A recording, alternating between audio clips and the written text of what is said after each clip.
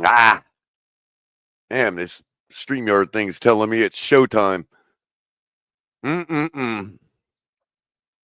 Things are heating up in Miami, or I should say, softening up. We'll get into all of that next.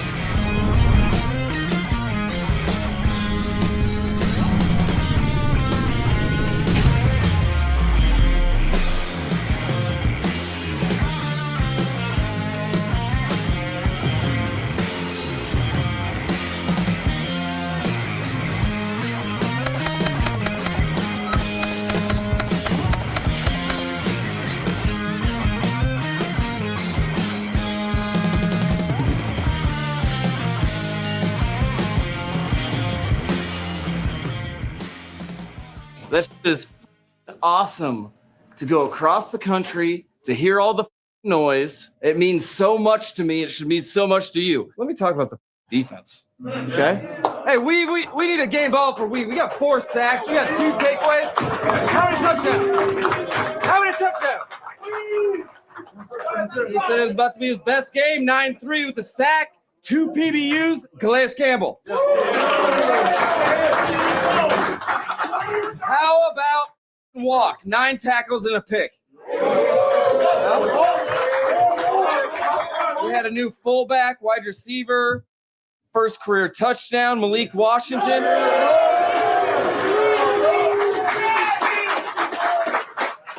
Oh, and Jay Sanders, lights out, 3 for 3. 9, 2, 4, and 8. You guys coming back? Do you think it made a difference? Hell yeah, man. You guys did a hell of a job. And then last but not least, on Veterans Day, Adam the chance, huh? The last few weeks have been really cool watching you guys come together as a unit. Just keep that mentality, keep it rolling, and I think good things will happen. Yes, right. Family on 3. 1, 2, 3. Yeah, I couldn't agree more, Coach. Especially Sealer and Cater Cohu. I mean, wow. I give Holland credit too. He got in. How y'all doing this afternoon? It is Color Commentary in the afternoon. Yours truly, Color on the mic. I just wanted to say there is a whole bunch of nonsense going on coming out. And that's kind of what we're probably going to end up spiraling out talking about that. But I needed to speak on it because I think it's absolutely hilarious. It's so typical for this organization right when we start to get the wheels going again. Right when we start to, real football again, we got to have something. We got to have something. It's always us. And of course, the fan base is imploding. Hit the like button, everybody. Appreciate y'all joining me this afternoon. Shout out to all of those on Twitter, Twitch, and of course, YouTube. Come over and give us a subscribe and like on YouTube. Join the channel, join the fun. There's so much going on here, and we appreciate y'all for making it happen because it's y'all that make it happen. And so subscribe to the channel, hit the notification bell so you know when we're going live. I'm going to come at you just about every day, sometimes the morning, but it's been the afternoon lately because, look, I just can't, man. Sundays are rough on me. I haven't been able to handle mornings. I'm trying to get this box of lozenges open. But it's giving me a little trouble. So anyway, hit the like button. Donate to the channel if you are so kind and like to be kind. You can do that by way of super chats, super stickers, or even a YouTube membership. We got plenty of members in chat today already.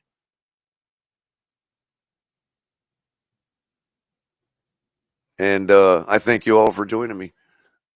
I see the first one in chat today was Louis Medina. Spamming it up with the fins up. Love you, man. Join him. Hit some fins up. Marino's goat. He followed suit. T-Dub, how's it going?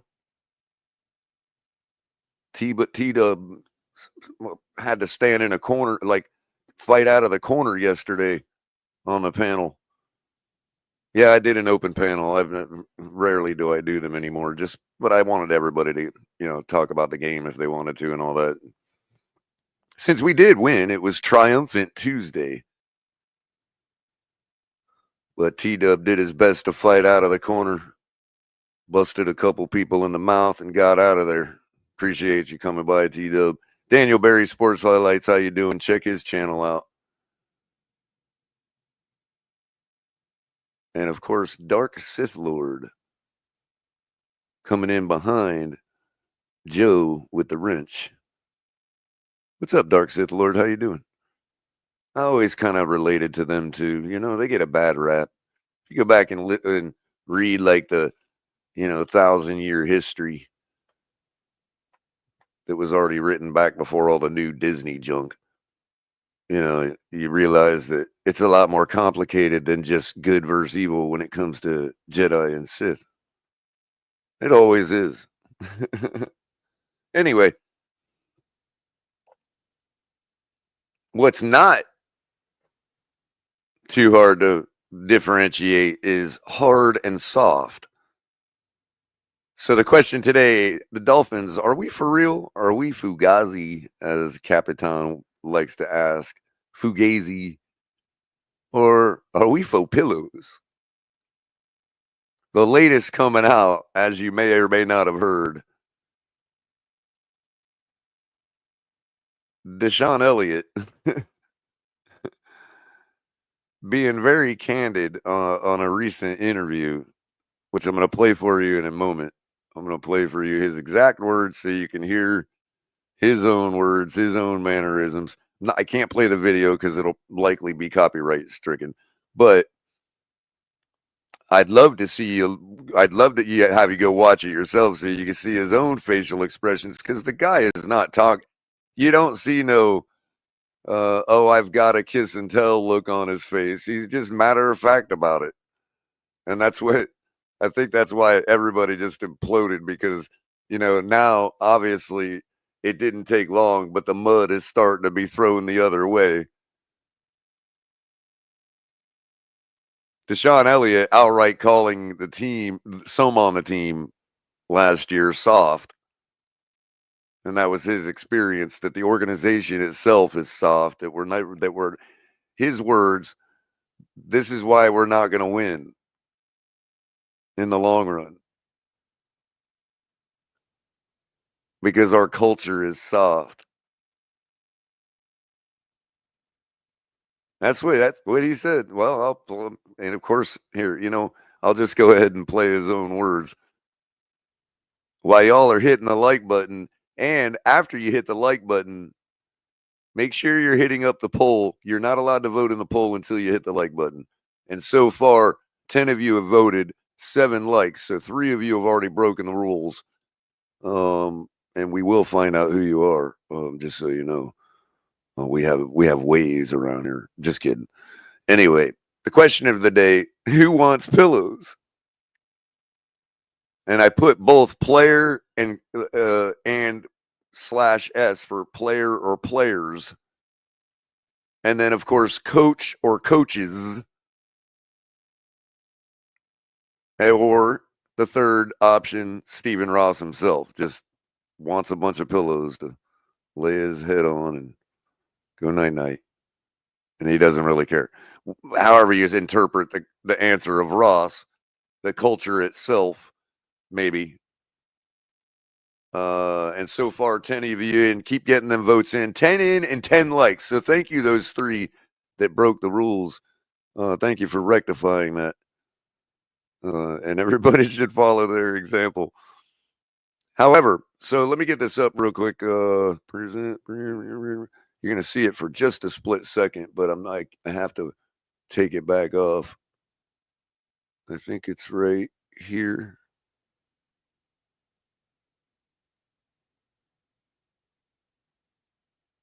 This one, and then boop. Does that work?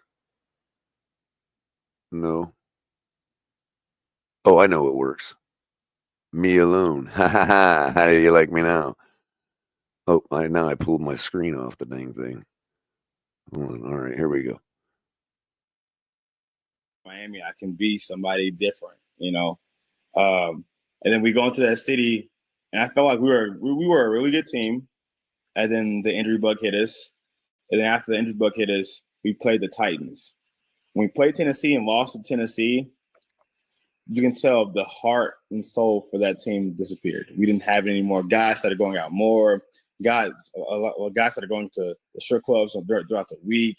Guys started showing up to meetings late. You can just tell, like, the Miami culture is a reason why Miami will never be good. Like, Miami will never be a good football team. And I don't care. They will never be good because of the Miami culture. I think they have great players, but the culture's not going to be there. And I don't care what anyone says. It's true. Yeah.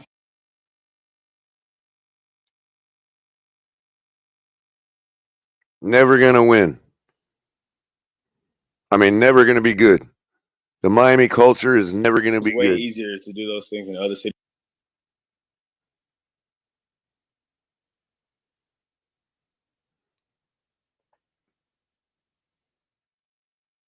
That's his own words. And I'm telling you, if you look at his facial expressions, he's not, there's no agenda behind them eyes. He's just saying it. Already firing back.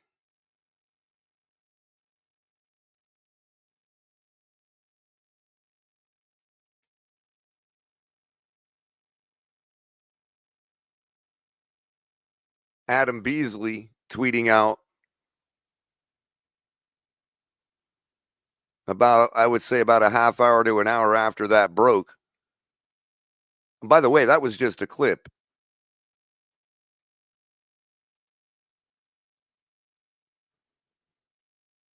He didn't name no names. On one hand, he said he made it about going out to clubs and all that. So on one hand, he kind of accused players at large of doing that, but also confirmed the overall macro narrative that's been going on for 30 years that I've been watching football for 42, 43 years. And this narrative has been going on that I know of for 35.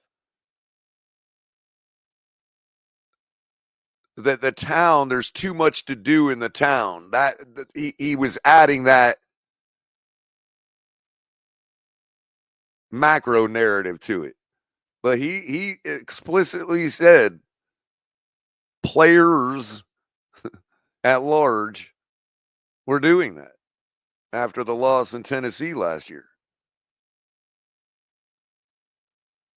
We never had hope. We never had a chance against Buffalo or Kansas City. We never had a chance.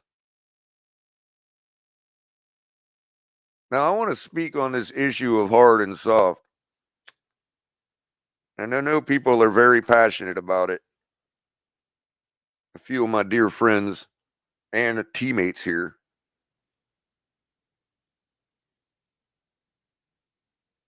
And I want to say that,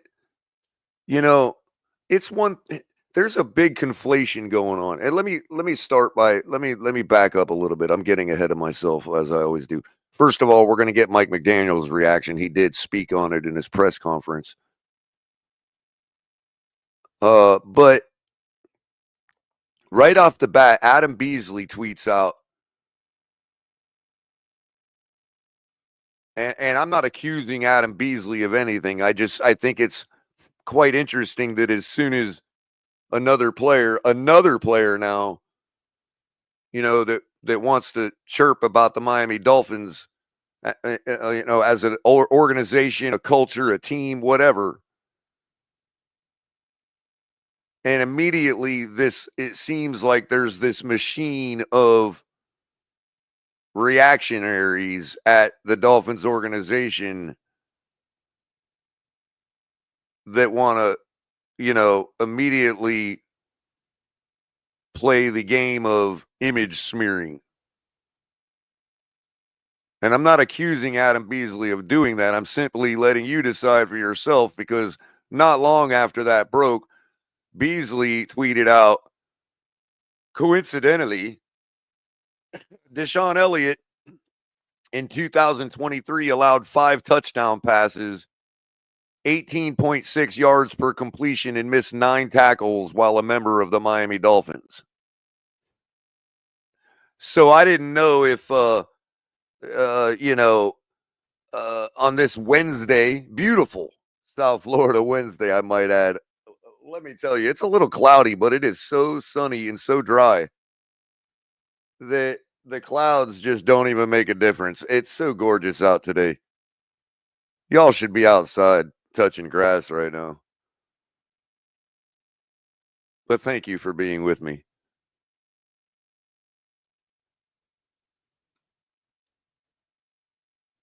And I just thought, here on this sunny South Florida Wednesday, the first thing that came to my mind was, I wonder how Deshaun Elliott did last year for the Miami Dolphins. So I thank you, Adam. I appreciate you putting that stat out there for us.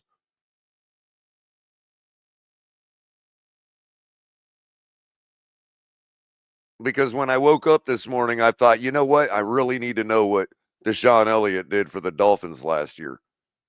And it just so happens to be on the very same sunny South Florida Wednesday that Deshaun Elliott this video comes out of him saying these things about the Dolphins.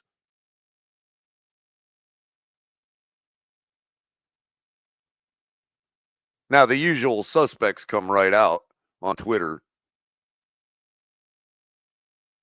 backing up those stats. This person says 140 passer rating against him, 70% completion rate. But up here talking about soft. Yeah, you're tough-minded while getting cooked. That last statement right there is the part I took issue with. And why I feel like I want to speak on it as pertains to myself. Yes, interjecting myself. That's right.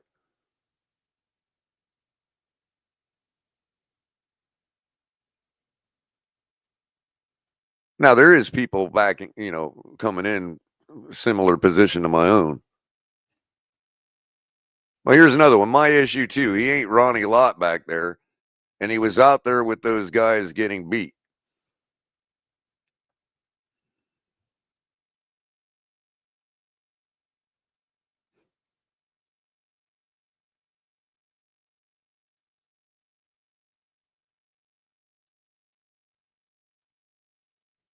And people are just coming in, pointing out how he didn't perform here and got beat. And they're totally missing and completely strawmanning the guy's argument. Nobody's arguing whether Deshaun Elliott played well or not. He's talking about the mentality of the team. He ain't talking about, and besides, if you think that his lack of production was because he is soft,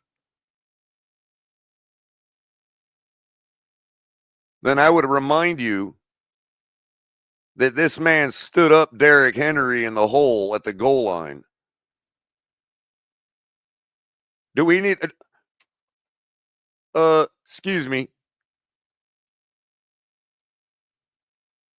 This man stood up Derrick Henry in the hole, made him question whether he wanted to go up in the hole the rest of his career or not.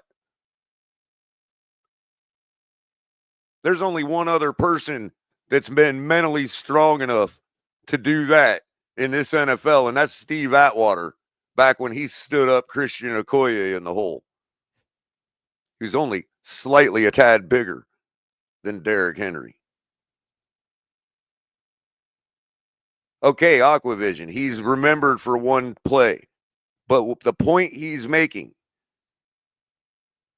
there ain't nobody with a harder mentality on our team last year than the guy that stood up Derrick Henry in the hole. He's not talking about production. He's talking about culture.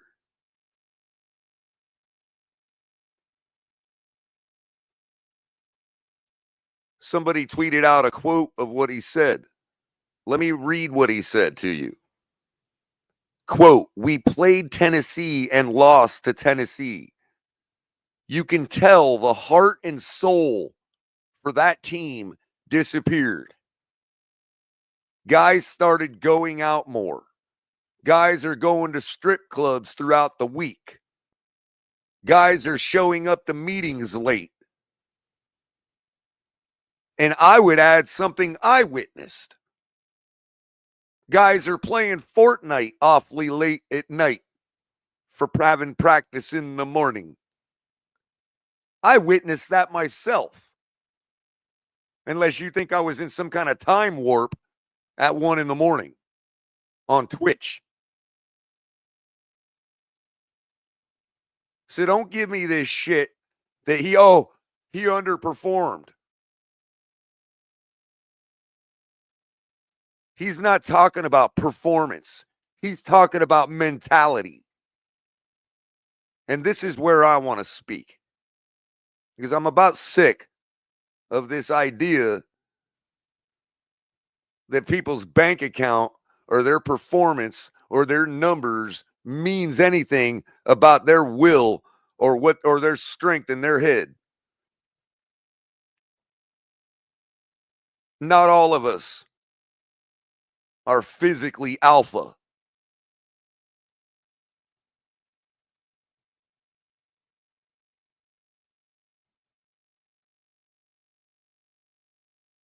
But there's one thing, and this is why I take issue with people misjudging people by their physicality and thinking that means anything about how hard or soft they are in their head mentally. It means nothing.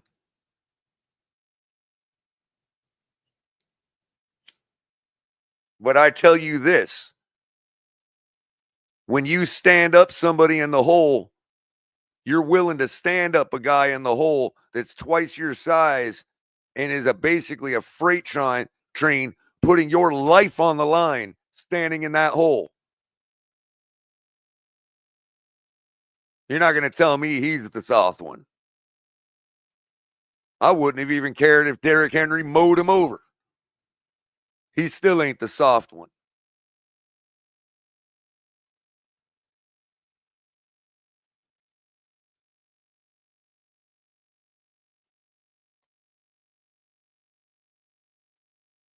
I have no patience for millionaire football players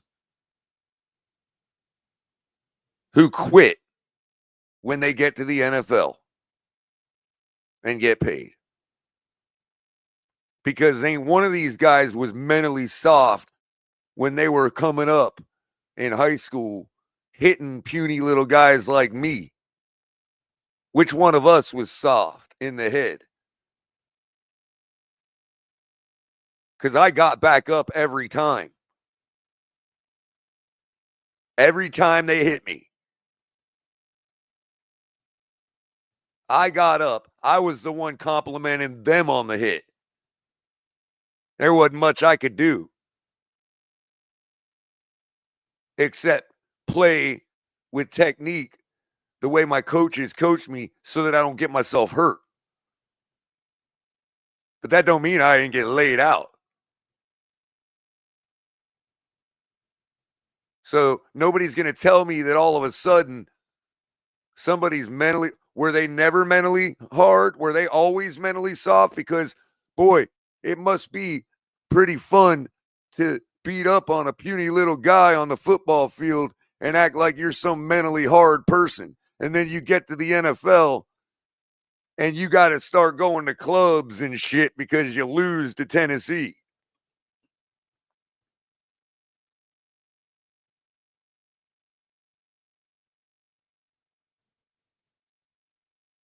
That would be no different than if I decided to lay there and never get back up and play another play.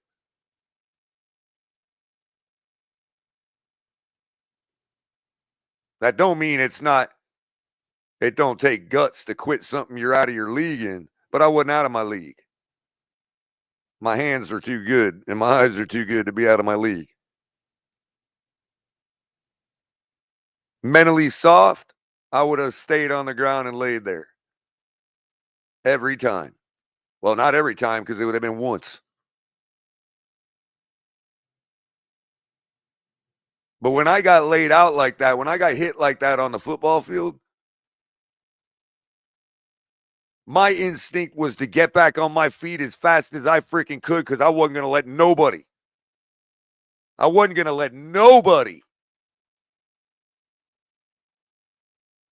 see hurt or fear come out of my freaking body and my mannerisms and my eyes. Because that was the only protection I had.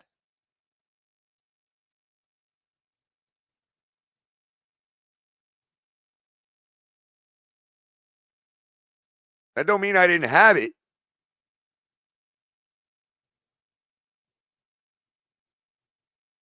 Being mentally soft don't mean that you have fear, or being mentally hard don't mean you don't have no fear. It's about what you do with that fear that makes you hard or soft.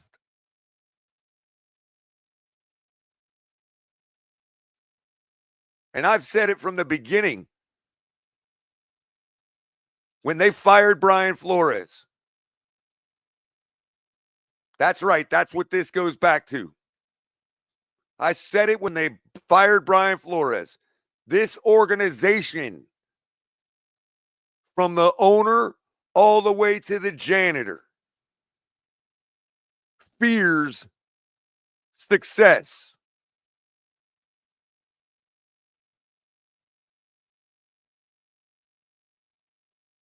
Let me say that again. The Miami Dolphins, from top to bottom, fear success.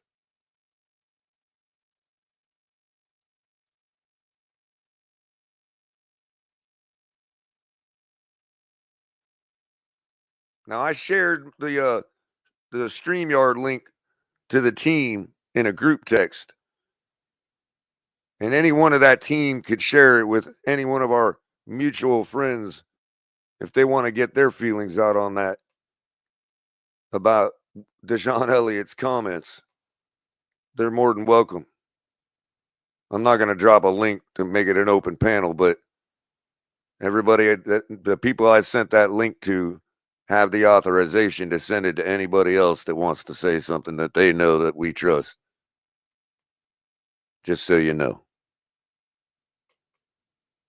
And I invite anybody, any of our mutual friends, to come say something. Because I think I'm in like mind here. I don't think anybody can disagree with what I just said. And I think a lot of the people we all know, and we all deep down in ourselves know that I'm right. Every one of you know that I'm right.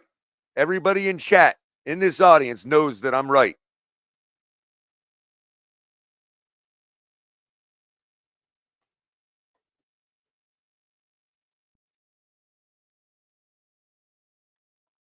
I'm not calling every single player soft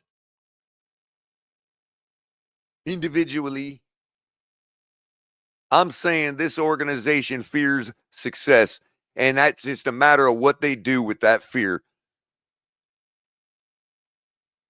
And so far, it ain't shown me that they know what to do with that fear.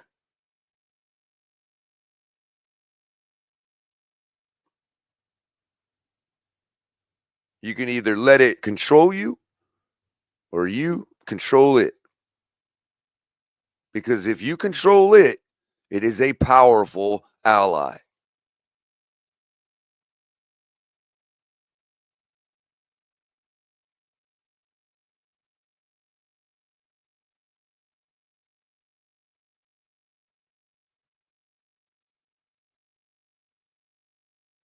So I'm not questioning somebody's intent, but frankly, we don't need to know what Deshaun Elliott's stats were last year on our team. All I need to know is that man stood up Derrick Henry in the hole. That's all I need to know.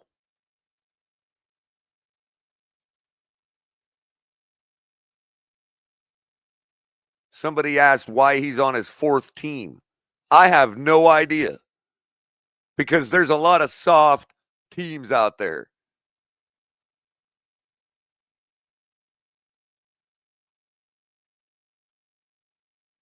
I bet you Bill Belichick don't ever let that guy go. If he had the opportunity.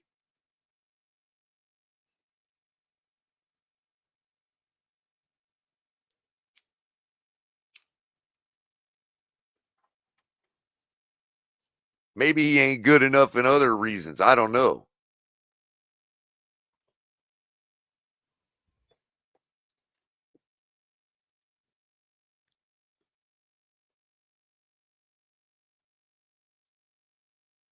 Nick Needham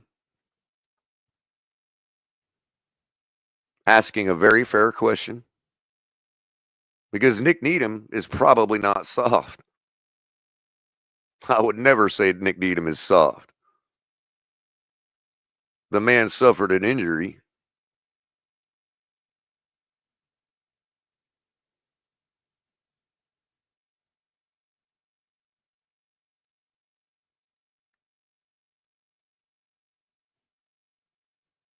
And he's back out on the field, so I know he ain't soft. I know he knows what to do with fear. So he's asking a fair question, which on the other token, Deshaun Elliott, you cannot be just coming out here calling out the whole city like that, bro. You don't know nothing about Miamians.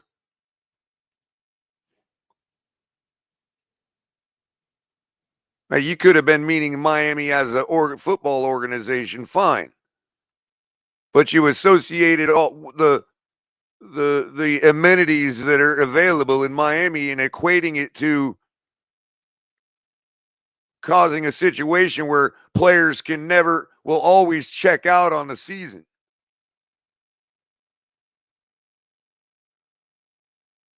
That's not how we roll in Miami. I'm not even in Miami. I associate with them. I shared their area code for a good portion of my life.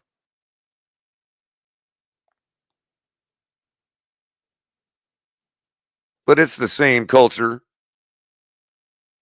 from Tampa on down, from Daytona on down. We're all like that here, bro. There ain't no quit in Miamians, bro. Sorry to tell you that. You talking about quitting on the season. That's not Miami culture.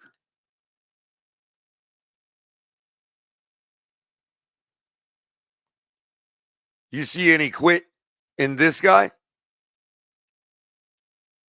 I'm sitting here about to tell my whole audience how you guys are going to whoop the Raiders' ass this week. You think I'd be saying that about a soft team?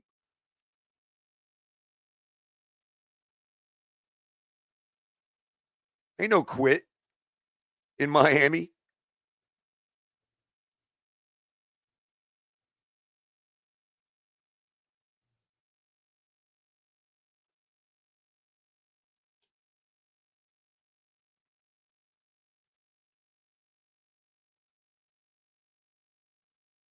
I ain't saying, hey, I ain't saying there ain't players that quit. But ain't one of them grew up in Miami.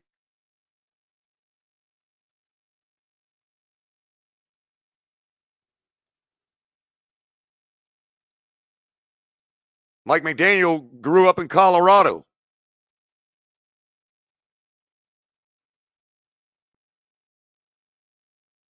Call it Colorado culture.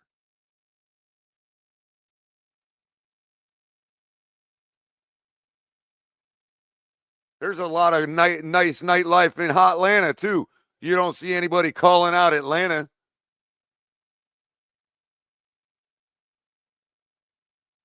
Tampa's got a great nightlife. You don't hear nobody calling out Tampa.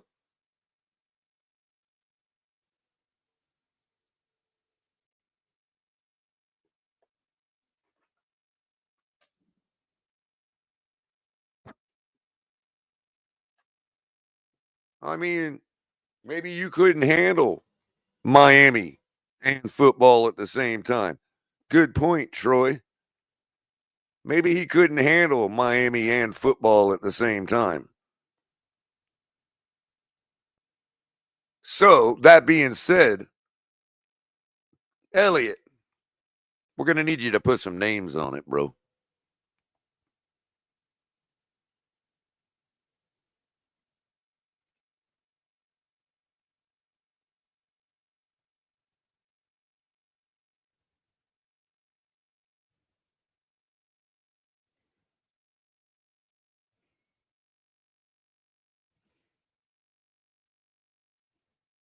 So, Nick Needham fairly asking, let me be clear, asking the very fair question, exactly who was soft?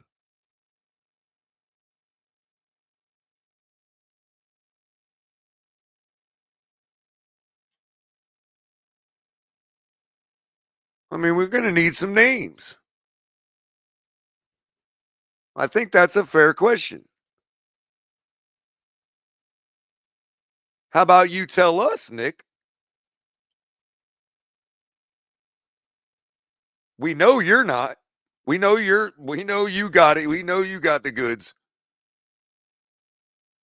Which means you know who doesn't. So why don't you tell us? Why don't you back Elliott up, your former teammate? I know you're not allowed to. It's a rhetorical question. I tell you this much. After what we witnessed Monday night, ain't nobody on the defense soft.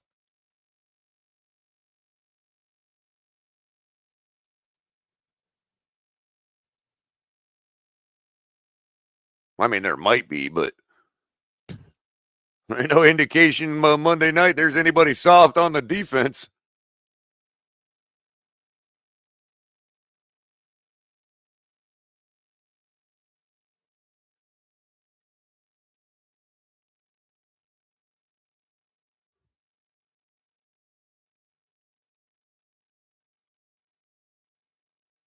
Now, last year, you know, he might, you know, you could say maybe more on the defense, but it's virtually the same unit.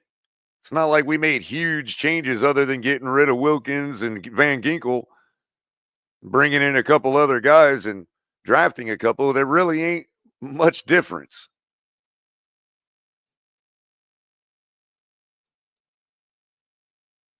I didn't see nobody that looked soft to me. I mean, people failed. Sure.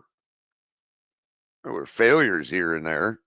I didn't see nobody look soft to me on defense last week, Monday night. I didn't see nobody look soft on defense all year. There are games where we're looking tired in the second half. Yeah.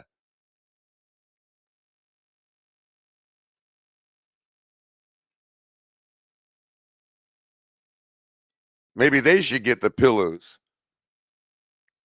since the offense is already using them.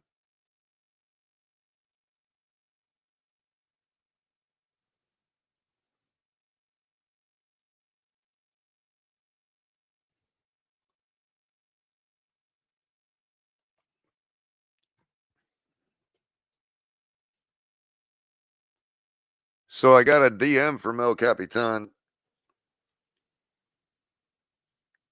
Where was it? No, not that one. That one.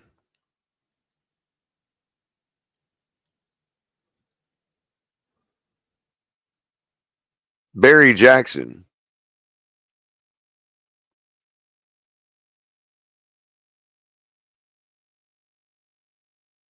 asked the question a couple hours ago, why did Dolphins keep taking similarly themed shots from former teammates or from former players, with Deshaun Elliott saying on a podcast that, quote, the majority of last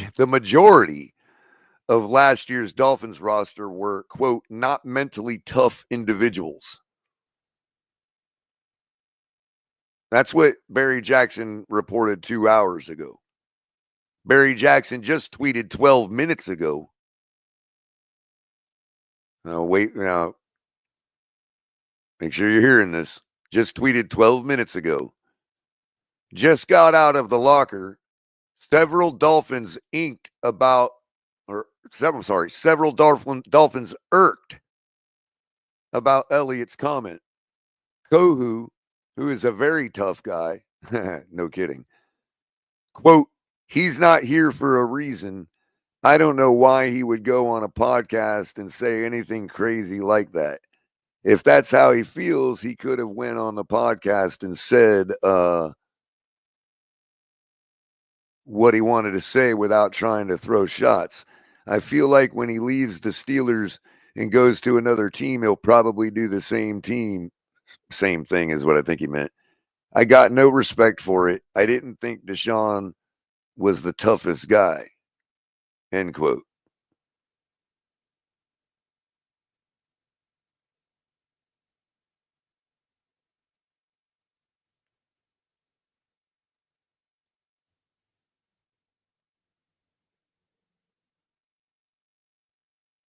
Well, that's his opinion.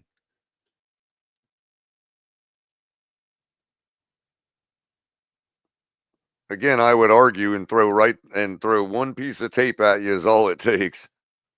Maybe Miami made him soft. Maybe that's what he's trying to say.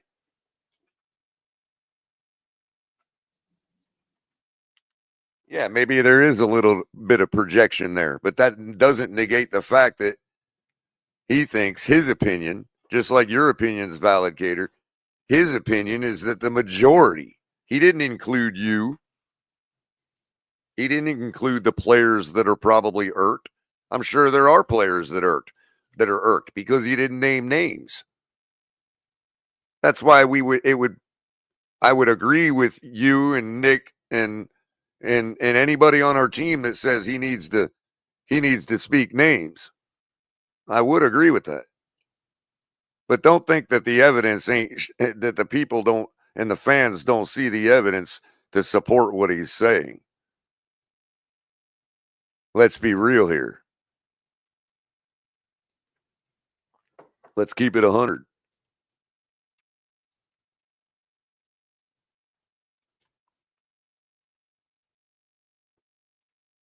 I can point to many examples of evidence of that from individual players that I don't want to get into right now because I don't necessarily didn't want to ever hold that against them until somebody's coming out there saying we're not soft. You know what I mean? And bottom line is that's why I invite anybody,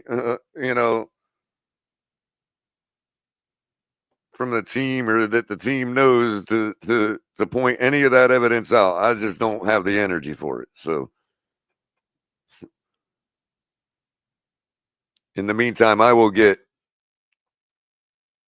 even if we don't, again, I'm not going a super long show today. I got to do Miss Finn's tonight. Check out Miss Finn's tonight. I will be on with her doing League Wide Wednesday and putting all our picks in for the week across the NFL. Always a fun show. We had crypto and Shake Money in the house last week. We're going to find out the results from the first battle between League Wide Wednesday and the forces of insomnia, Crypto and Shake. That's going to be fun to see what happened there. So I'm not going to go forever, but I do want to see what Mike McDaniel has to say about all this because I know he's spoken on it, but I haven't read any quotes and I don't know what he said. So you guys and myself, if you hit the like button, are all going to find out together. So far, 27 of you have voted in the polls and 23 likes. So we're close. 4 of you don't get the rules. 44% of you say it's the players that want pillows. 26% of you said the coach or the coaches. And 30% have said Stephen Ross wants the pillows. So 56% of those that voted think that it is not the players. Interesting. That would ultimately be the culture. So thank you for those who have voted so far. I'm keeping it up. Keep getting your votes in. And I'm going to start cooking with this press conference. I always like to play it in 1 1/4. It's a lot easier to take. Trust me.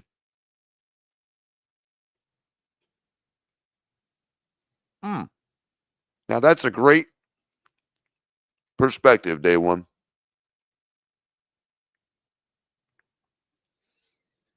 Can we use this as this is what I'm talking about, Day One, about what you do with fear.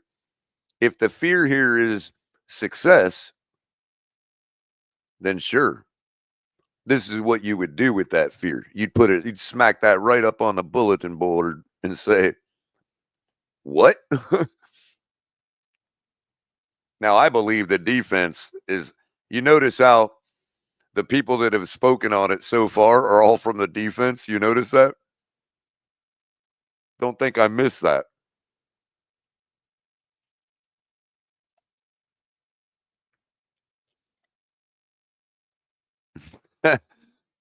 That's the irony of it all. So it's hard for me to disagree with them when they're taking offense to it because they're not soft.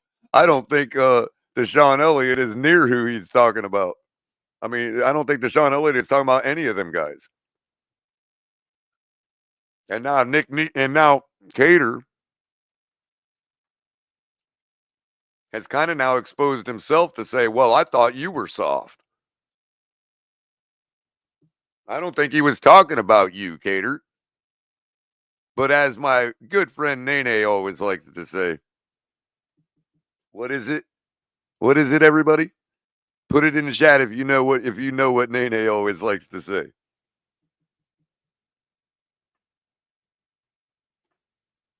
I'll give it 10 seconds. All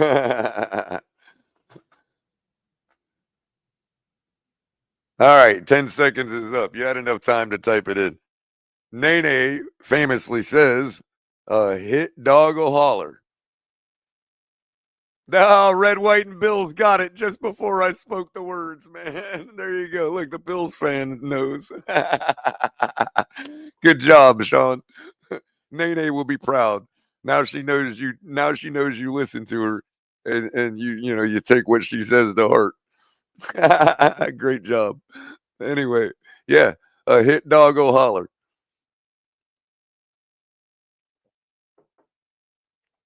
Now, I won't extend that to Nick Needham because Nick Needham, he's back on the field after a pretty bad injury, and that takes a lot of heart and a lot of mental toughness. So I'm not gonna ever put that on him.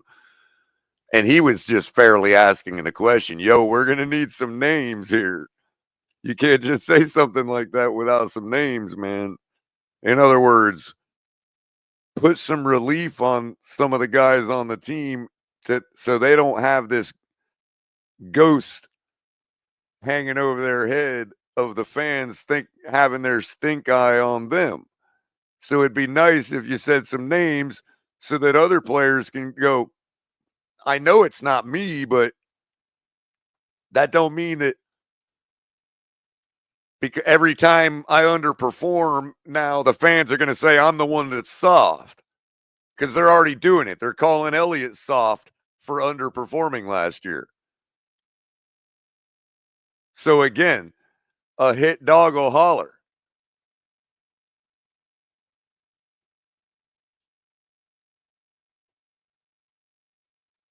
And I also want to say in support of Cater Kohu, okay, because I don't want to be coming down on Cater Kohu. No way, like I the guy is a phenomenal NFL athlete. I'm not gonna, you know what I mean? Like, what can I say? I think he's the greatest open field tackler on our team, probably that I've ever seen in my life watching football. And when I give him that credit, it's because the guy is not the hugest guy in the world, but he will get anybody down with pure technique. He gives up one once in a blue moon. And I'm not talking about pass coverage, which has improved. Sure. He saved the ball game last week with a pass breakup.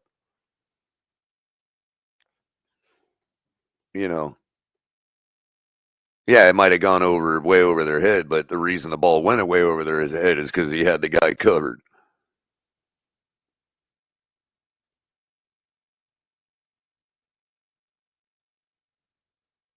So I'm not throwing any shade at all on Cater. I want to support him here by saying, look, when Deshaun Elliott said that, when I first heard it, the last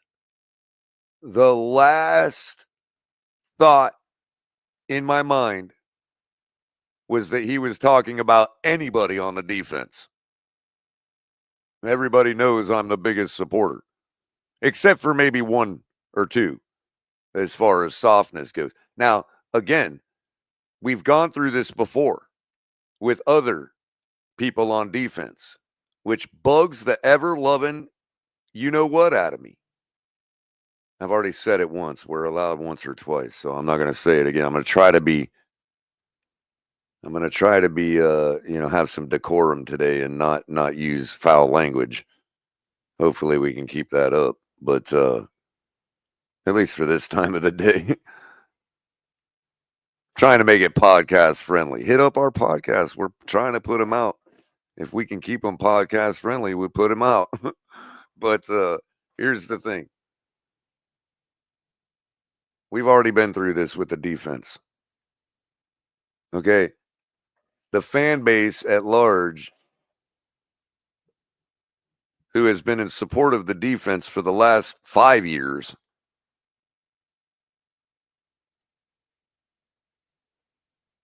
objectively supportive, of course, those fans got scolded last year for defending the defense when Tua was failing at his job and the offense were failing at theirs. We got told to shut up and get behind Oos by a defensive back. So guess what? I'm going to shut up. I'm not going to call anybody on the offense soft. I think Tua showed a lot of mental toughness last week, Monday night. Mental toughness that I haven't seen in a long time.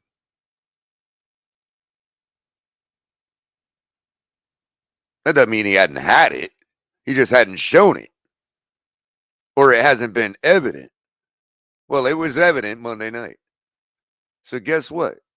Y'all want to insist on caping up for the offense, then I'm done caping up when you give up a 61-yard field goal to lose against Buffalo. How about that? Did you hear me? Loud and clear. Cap for life, take this and run with it. Make sure everybody knows I said it, Cap. I'm done caping up for the defense when they give up a 61-yard field goal and lose us a ball game against Buffalo. How about that? Oh, I know, Aaron Jones. I know. Believe it or not, I do believe there are soft people on the team, and Tua is not one of them, actually. I know most people would immediately assume that I'd be a guy that thinks Tua is one of them, and I don't. I think Tua would front kick a hole through my chest. I don't think the guy's mentally soft at all. He's been through a lot of shit. And I'm not talking about the Flores shit. I'm not talking about none of that. I'm talking about it. Bro, them injuries hurt. I've suffered through serious injury like that, man. It hurts. Not going to lie.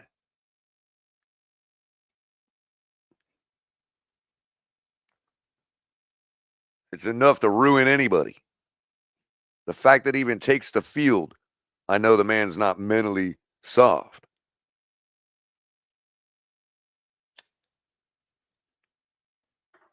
And again, there's a difference between being physically tough and even thinking that you're mentally tough.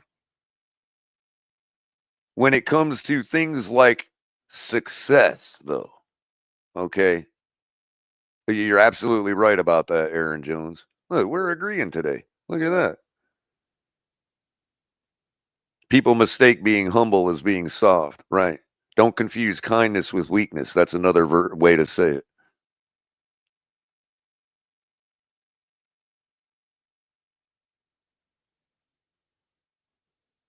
Yeah, but Joe, tell one of them that. I mean, maybe you have. I don't know. We all. I would hope you didn't tell somebody that to their face, but tell one of them that to their face, and you'll see a different person.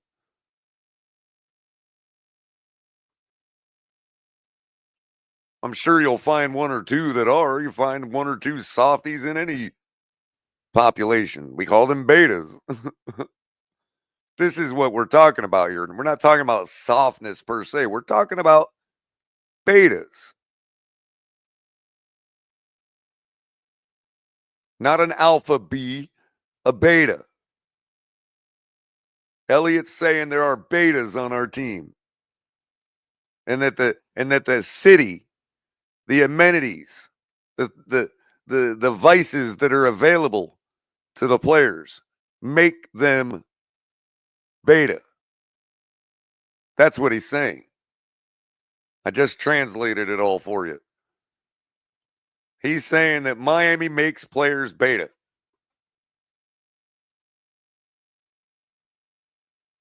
Not all of them. But when it comes to fearing success and saying, you know what? We effed up in Tennessee. It's too tough now. I'm just going to go to the club. I'm not going to put the focus in on the next couple games. Look, and it showed. This is what Mike McDaniel has been talking about. At least I've heard him say it 4 times now. It's this adversity that tells you who is who and who is what and what people's goals are. When you talk about what people's goals are, do you intend to put the fear aside and be strong and go through it? Or do you intend to keep the fear and go to the strip club? That's the bottom line question that Deshaun Elliott is making us ask right now. And Mike McDaniel has been asking it for 2 seasons now. And he's finding out. That's why we're 3-6, people. That's why we were 2-6, and now we're 3-6. Remember the question I asked last week? I know you all pay attention because Sean just proved that. What was one of the fundamental questions I asked last week? You are what your record says you are. We were 2-6 last week. I said, I ain't going to deny we're a 2-6 team. At that moment, you are what your record says you are. And I asked the question, what do we want to be in this last 9 games? Well, right now we're 1-0.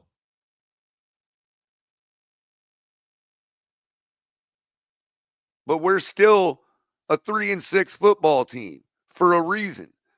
We're no longer a 2-6 football team. We're a 3-6 football team. And you may not see much of a difference between 2-6 and 3-6, but I do. Because 3-6 means that we're 1-0 going forward.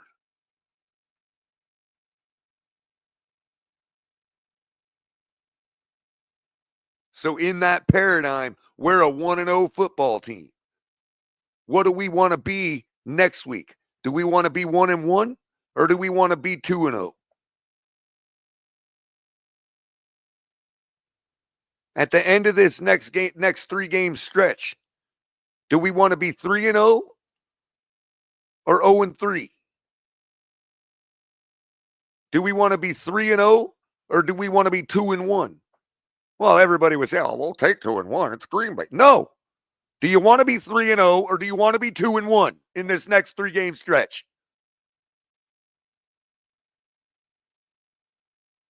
Do you want to be a 4-0 football team or do you want to be a 3-1 football team? Because to me, if you don't want to be a 4-0 football team, you're the one that's soft. Because 3-1 ain't no damn different than 0-4.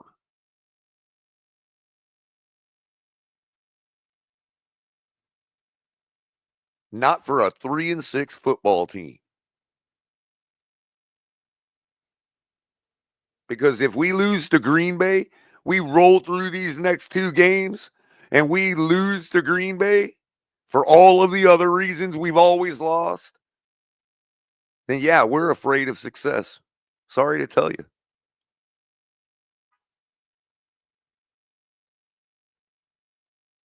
Most 4-7 football teams are afraid of success. And that's the mental toughness we're talking about here.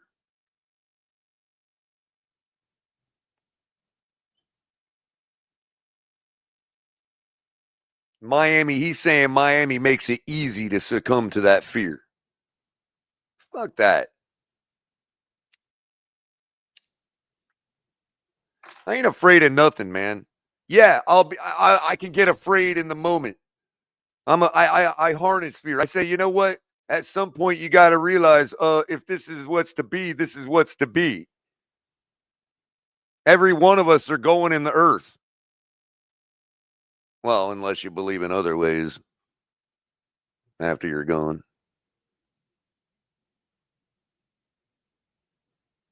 Fear never goes away.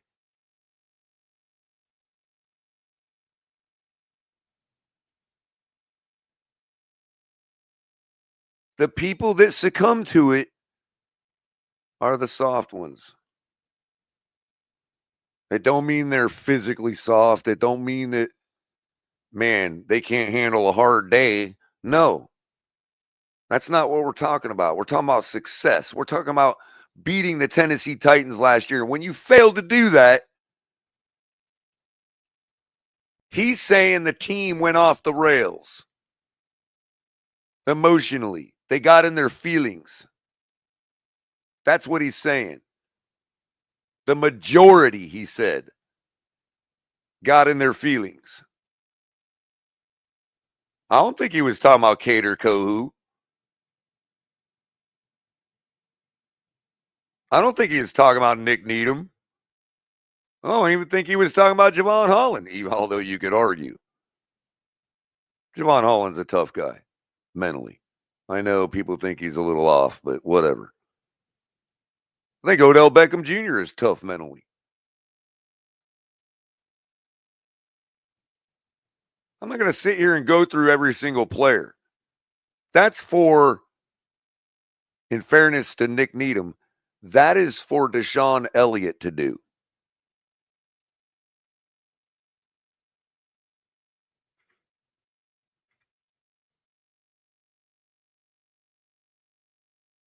What, are we going to go one by one down the team and let them all tweet? It wasn't me. It wasn't me. It wasn't me. You're the soft one. You're the soft one. You're the soft. What, are we in kindergarten? So I'm sorry if I believe Deshaun Elliott. I'm sorry. Look at our reaction as a fan base, as a team, as an organization, starting the ball rolling by putting the stats out for Deshaun Elliott last year. The man stood up Derrick Henry in the hole.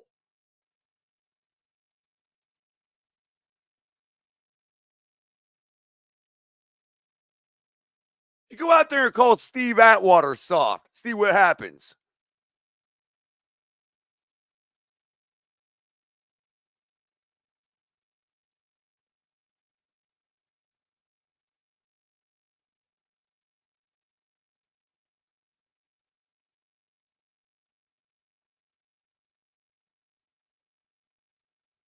Now, if they're saying the Miami life got to him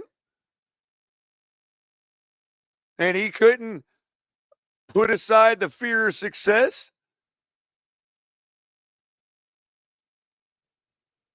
no, realist. I think he's taking shots at Miami, the city,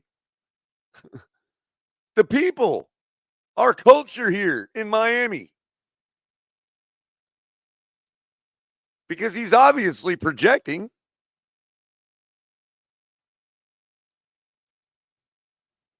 So if Cater's coming out saying he thought he was soft, then that means Elliott's projecting and the culture of Miami got to him and made him soft. Because you're not going to tell me a man that stands Derrick Henry up in the hole ain't tough-minded.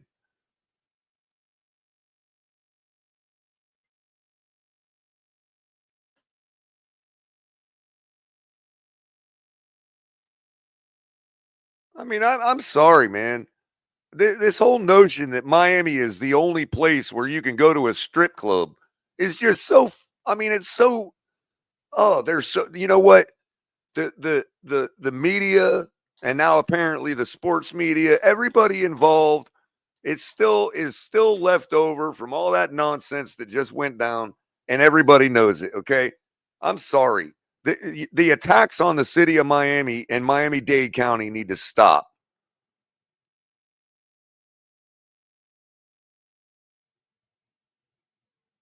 We ain't no different than any other city, except we make more money.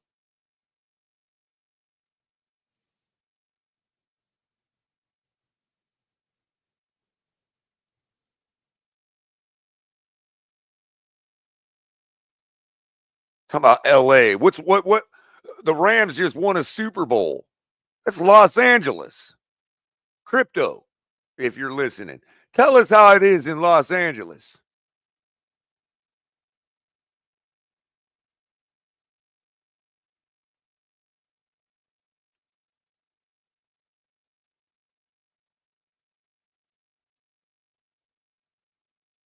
Act like there ain't no other nightlife, ain't no other distractions in any other city.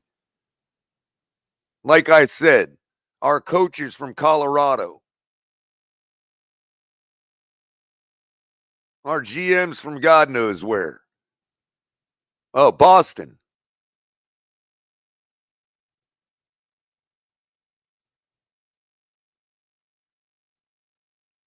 I know, Daniel.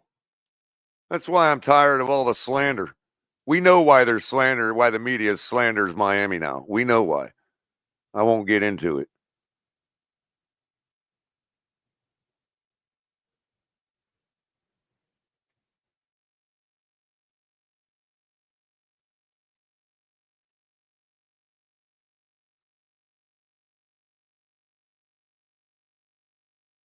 I need to start a whole nother channel to get into that. And my windows are too thin. I don't live in a gated community.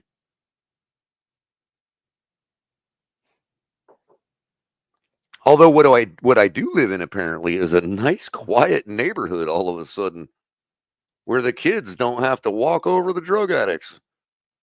I wonder why all of a sudden, just like I walked to go get some donuts this morning and an egg and cheese McMuffin from Dunkin' Donuts. Walked all the way there and all the way back.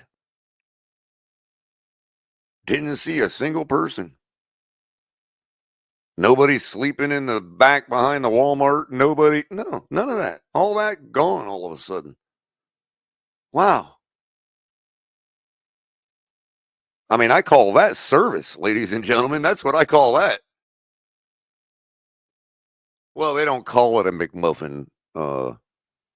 They call it an egg and cheese on an English muffin, Michael K., just to be clear. It's not a McMuffin, I know. McMuffin is a trademark by the Miami Dolphins, all rights reserved.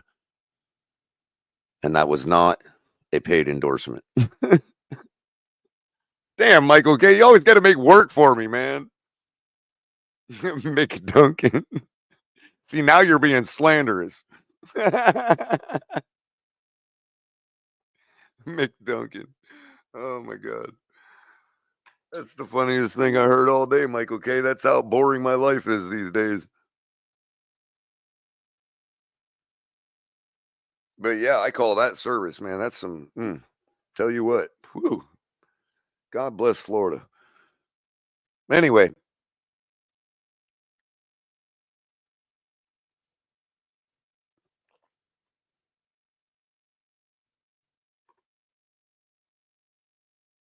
So we're going to find out what Mike McDaniel, I guess they did ask him about it in his press conference. I'm watching this press conference for more than just that. I want to see if we get any tidbits. It's not, I mean, obviously there's not much to say about a Raiders team that doesn't seem to, I mean, other than watch out for the trap. But at least we'll find out, where our mentality is at going forward after picking up a decent win against the Rams. So here we go. 1 1/4 speed. Sorry. No, well, You're fast. You guys know the You're rules. fast. The first 30 seconds of the press conference are the only time they'll answer questions about injuries. Oh, shoot. No, it's 30 seconds has passed. Sorry.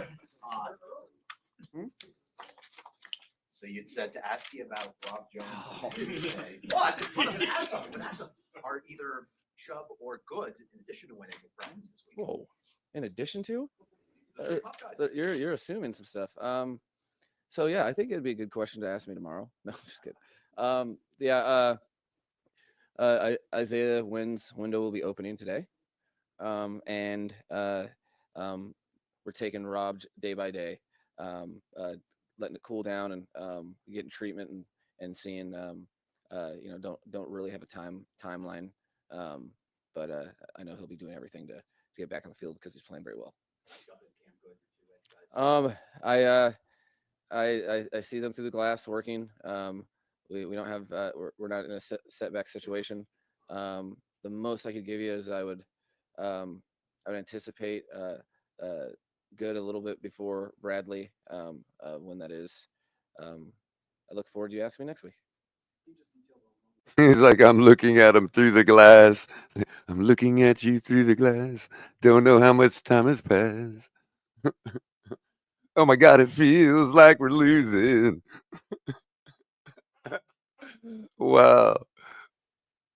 So not much change on the injury front. On the injury front, that middle person he was talking about was Cameron Good, I believe, who's still not cleared to practice quite yet, but close, I think. And that's actually, you know what? I'll take it. If it takes a couple more weeks for Chubb, that's cool. But getting Good back sooner rather than later could be at least a somewhat of a bonus. Until we actually get Chubb back. That would be actually nice. I mean, look, we're not talking about superstar, but we're talking about a guy that's been here, been in the system, and I consider to be kind of a, mini Jalen, and not very much mini Jalen. Like he don't give much up to JP, so it'd be good to get him back. No pun intended. I think he. First and foremost, he's been on his road to recovery for an extended period of time, but this might be good. Let me back up a little bit. Hold on. Well, I think I would anticipate good a little. Talking about Chubb right Bradley, when that is. I look forward to you asking me next week. Well, I think I couldn't hear the question. He might be talking about Good here. He's been on his road to recovery for an extended period of time, but hasn't lost his place amongst the team in terms of his leadership and how, I mean, everybody knows how hard he's been working because you see better when you're here, and I think really happy that he's been able to work through the stuff. I think it's a great example of who he is as a person to diligently work, for however long it's been, and excited to see him back out there and get his first rep here today, and we'll see where that goes from there. But I'm sure you'll be able to. Well, whoever he was talking about it, they got a rep today, so I need to look deeper into that to see who he was talking about. Talk to him more in depth with the medical portion of it in the coming weeks. That'd be awesome if Good practiced today. Does anybody have any word on that? But I hear they have a pretty good edge rusher on their team. Mm-hmm. You haven't questioned at right tackle. How do you see that matchup going? No, it's gonna take a maximum effort. Several X's. He's they play him various places. Max Crosby is probably as disruptive of a player that's in the National Football League. I think from a offensive standpoint, you're not, it's not one person's job in terms of, he's going to move around and the routes have to be crisp and Tua his timing has to be right. All the cylinders to execute against him because he's not only a talented player, but he's a high effort, high strain player.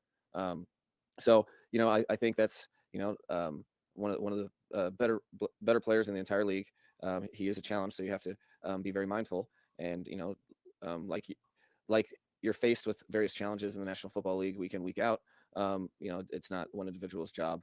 Although one individual might block him more than other individuals, it's the orchestration of the offense. Because bottom line is you have to beat the pass rush, however long it takes you to throw, to actually execute a pass play. If you take long enough, they will get home regardless of who's blocking. Yeah, no kidding. Tell him, Mike. Quickly, Adam Beasley reporting now an hour ago, Tua takes the high road when asking about Deshaun Elliott's comments.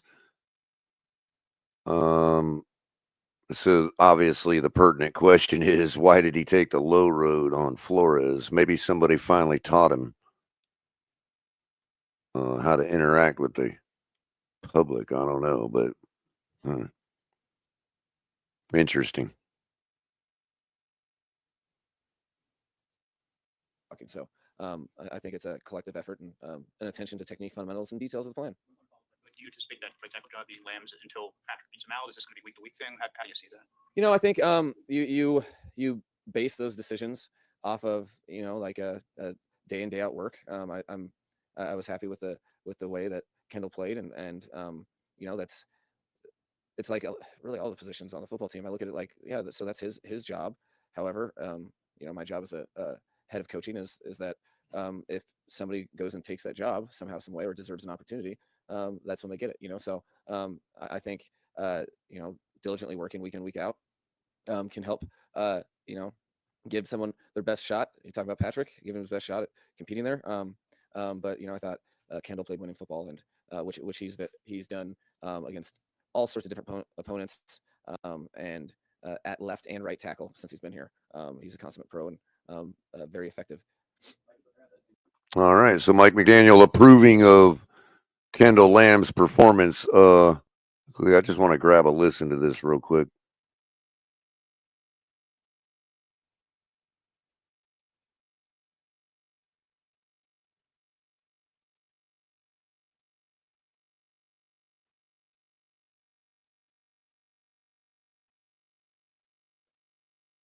No, he's just shrugging off the comments, saying every man has a right to feel how he feels. So, and that he's had a lot of discussions with him last year. This is Tua on Deshaun Elliott. Sounds like I don't know. Sounds like see, Tua ain't hollering.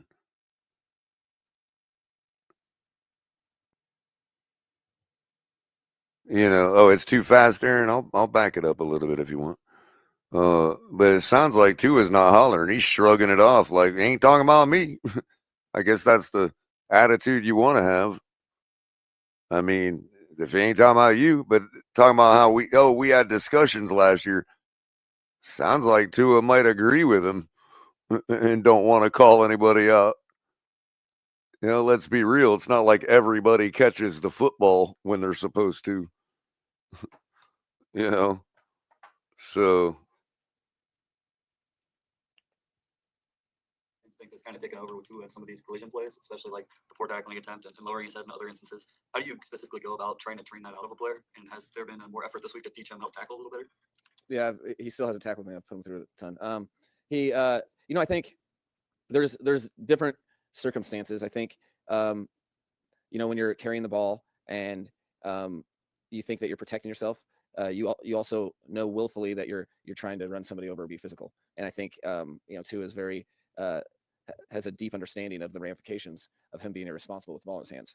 In my opinion, you know, Tua's reaction to the tackle was probably different when he watched it on film than what he was thinking was occurring live speed. You know, he's talked to me at length about how eye-opening, you know, specifically this, you know, being away from the football or being out this season and watching the effect of that on the organization. Like he does not take it lightly. I know that. So here's what he said there, the short version, the Cliff Notes, the translation, whatever you want to call it. He basically said Tua recognizes that he can't put himself in those positions, but in that moment he didn't feel uncomfortable. He didn't feel in danger doing what he did. That's what McDaniel basically just said there with a bunch of gobbledygook. That he felt comfortable doing it. It looked worse on tape than Tua felt when he was doing it. In football, I think there's some times where you can picture something in your mind, and then you evaluate it on film. You're like, well, that was, you know, I left myself vulnerable. So I don't think he was being just I don't think he was disregarding his right. And he wasn't being reckless. Get on with it. We know what you're trying to say. He wasn't being reckless like everybody's saying. Body in a stubborn manner. I think he had a situation occur where he thought he was protected. God, these interviews could be like 20 minutes or 10 minutes less time if he just said that. Like,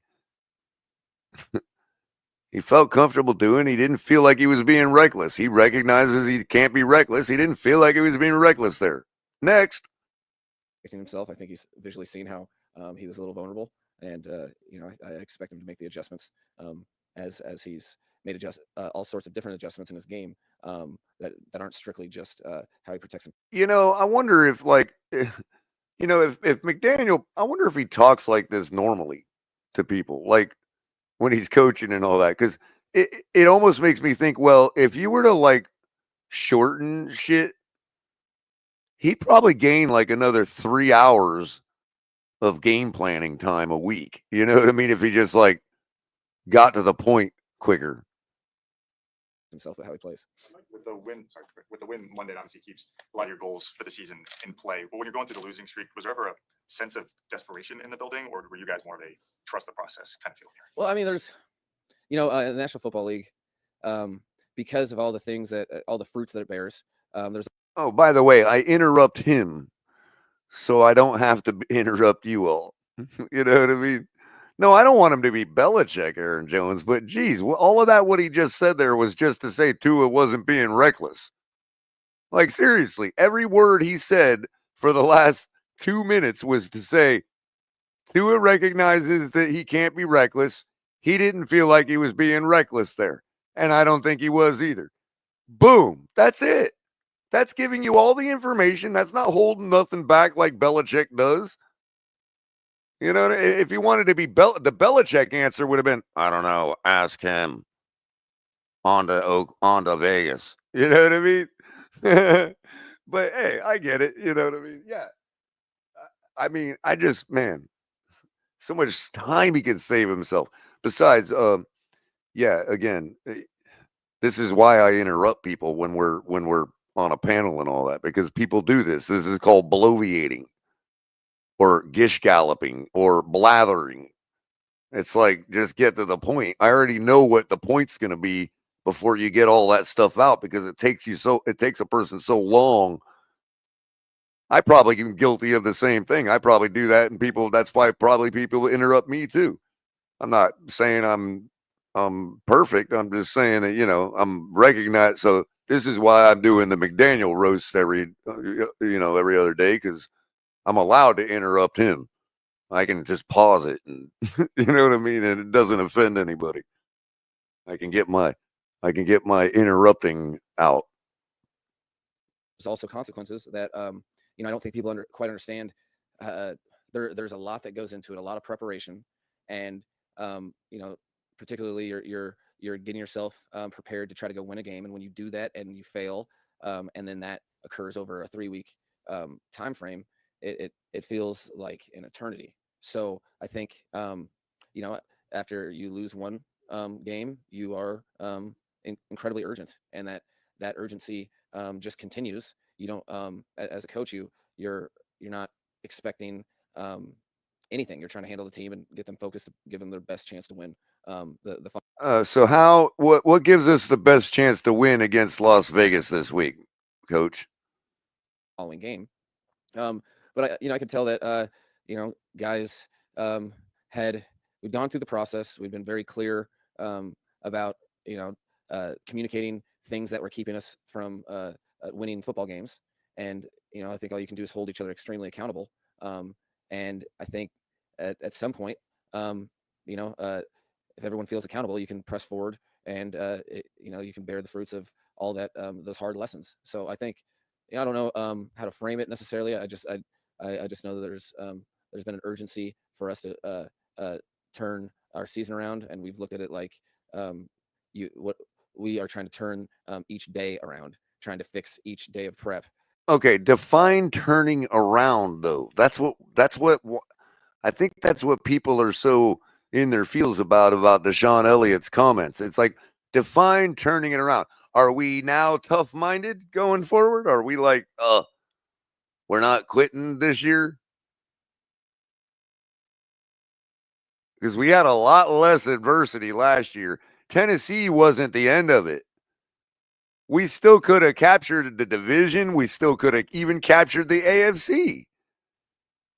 We could have still captured the top seed, I believe, after Tennessee, if I remember correctly. So to mentally give up at that point, well, you're 3-6 now. What makes you what makes us believe that that they haven't already mentally quit now? Is it because we were allowed to fail so many times and still have a chance to recover the season because of the nature of the NFL this year? Is that why? I don't understand what the difference is between week 1 and now. You know what? Neither do the championship teams out there. Neither do the contenders.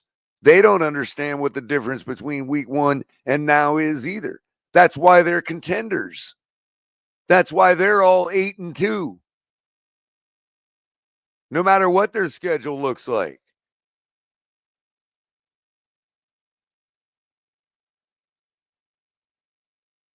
Fixed everything that we can learn from the game situations and how our prep relates and how we're applying our prep to the games and in the realest form, not just saying I want to win.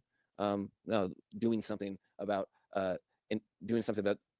your job, how you can be accountable towards it, and how it relates to your teammates. And I think the team really had an opportunity to come together when there's been other teams I've been on in my career that might not have. So I think all the guys feel that, and they're ready to press forward to the next opponent. Exactly. Are we gonna replicate that this week? Because if we replicate that, we should destroy the Raiders. We should cover that 7.5 just fine. By the way, Raiders now 7.5-point dogs in this game. The money line the last time I checked was plus 300 for the Raiders. You'd have to be an idiot not to take that, given the Miami Dolphins track record.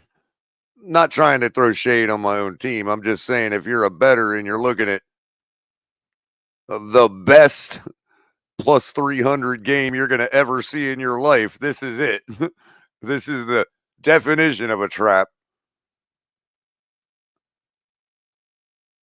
Because we're going to find out if we actually fixed. Because look, I said after the win this Monday night, I said we fixed 80% of our problems, like execution-wise. We fixed 80% of our issues that are causing us to lose games. And we got to win because of it. But fixing it means that you're going to do that again, that you're going to play that way again and again and improve the failures you still had. I said we're 80% fixed. That got us a W. 80% fixed will get us a dub against the Raiders and the Patriots too. But we need to fix that other 20% if we even think we got a hope against Green Bay. Otherwise, we're still the same 3-6 team that ain't turned nothing around and ain't fixed nothing. Because that's the 20% left to fix is exactly, let me be very clear and slow for everybody. It's very important you hear this part. The 20% that we have left to fix is what Deshaun Elliott was talking about.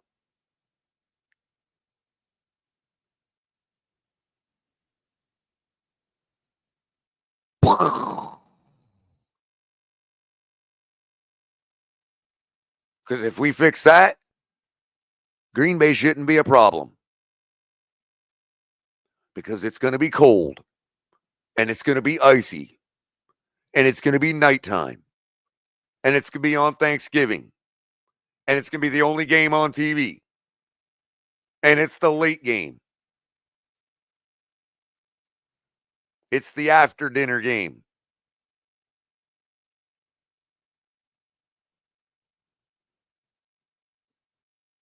It's the pre-Black Friday shopping game.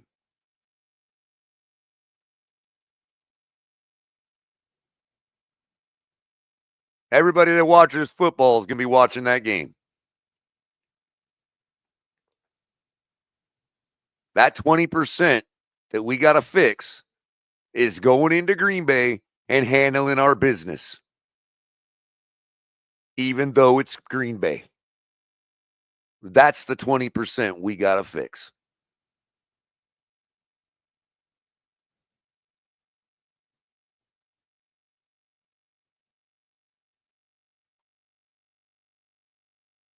And that 20%, that going into Green Bay is exactly what Deshaun Elliott is talking about. You can call me a hater all you want. You can say I'm delirious all you want. You can say I shouldn't believe him because he's a disgruntled employee all you want. You said that about Trent Sherfield too, until you look at the all 22 and you see that our wide receivers don't do no comebacks. Until Monday.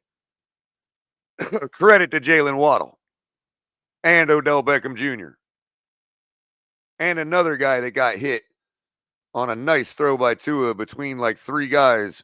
Kind of a low throw, but meant to be low for an important first down. I forget who that was. That might have been Odell. Don't matter. We're starting to see those things that I've been calling out getting fixed. And guess what? It's producing wins for us.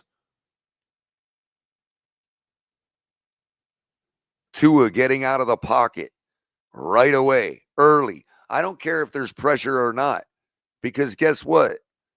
A pocket with no pressure, there's no rule saying you got to stay in that pocket. A pocket with no pressure also has lanes for you to dip through and get out to the open part of the field where you have all kinds of options available to you and nobody in front of you. That's why you were able to find Waddle on that crucial play. That's why he's standing there by himself, because by the time all that played out,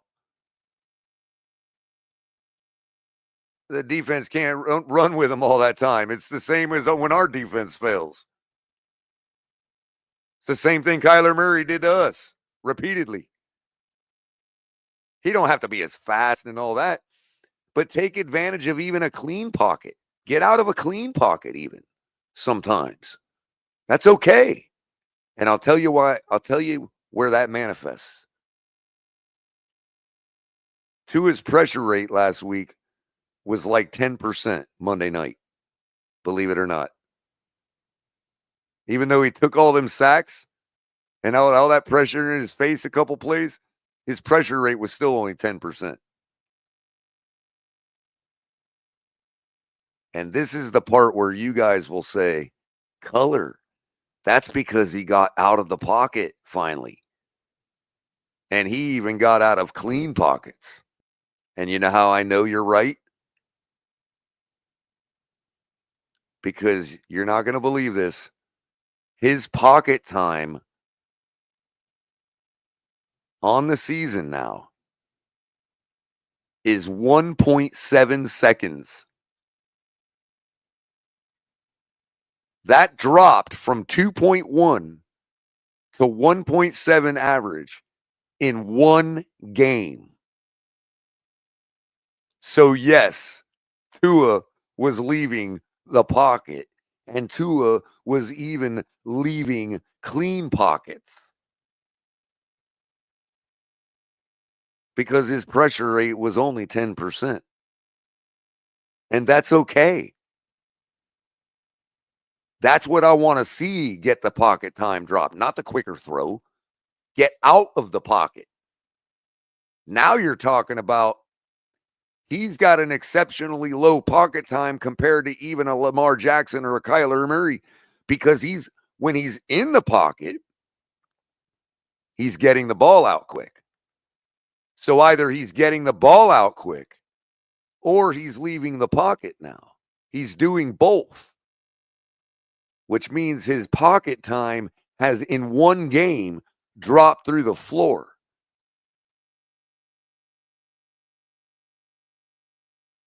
That was an exceptional performance by Tua Monday night. There are things he could have done better, but once he figured out what I'm talking about, I don't know if he figured it out for good. I don't know if he already knew it and just it clicked for him again. I don't know if he needed to be retrained on it. We used to call that retraining after lunch every day on the job site, on the construction sites. You know what I mean? It's like you go out to lunch and you come back and all of a sudden you're messing up everywhere. Oh, that guy needs to be retrained. It's a joke. It's just men in jest. Whatever it is, He started doing it in the late in the third and in the fourth quarter last week or Monday night.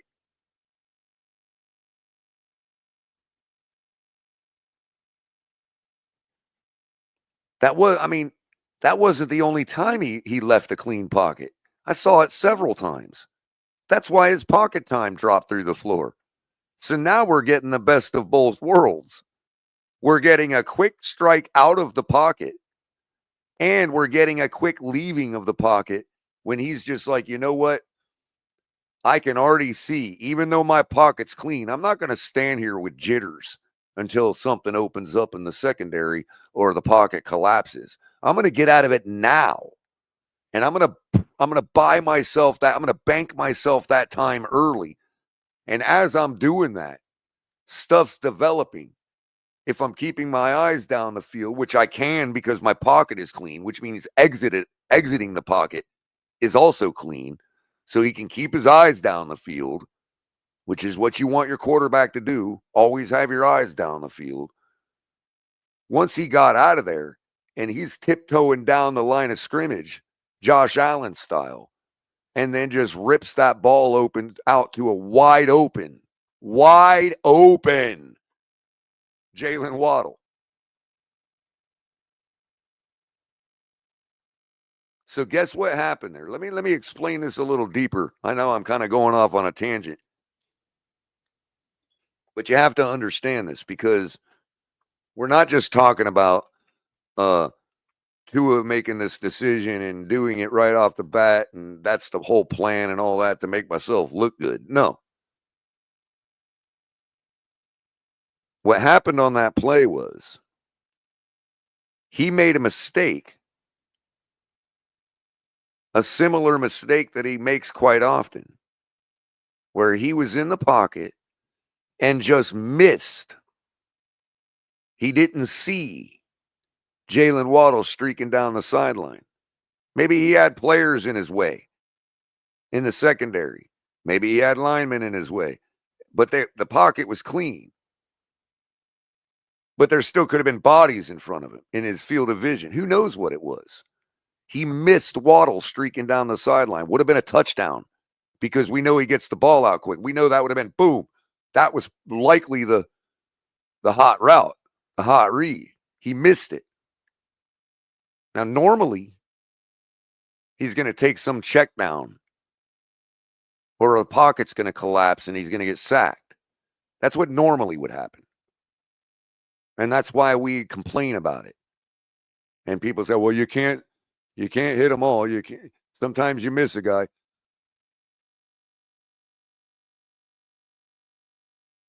On a couple of them, yeah, Aaron, on a couple of them, he was evading pressure. On the specific play I'm talking about, minimal pressure.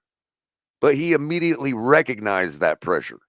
And he said, you know what? Maybe that little bit of pressure he sensed might have caused him to flinch away. And that may be why he missed Waddle streaking down the sideline. Maybe. You could be right. You could be right. I'm not going to argue that part of it. My point is he missed Waddle streaking down the sideline. That should have been a touchdown.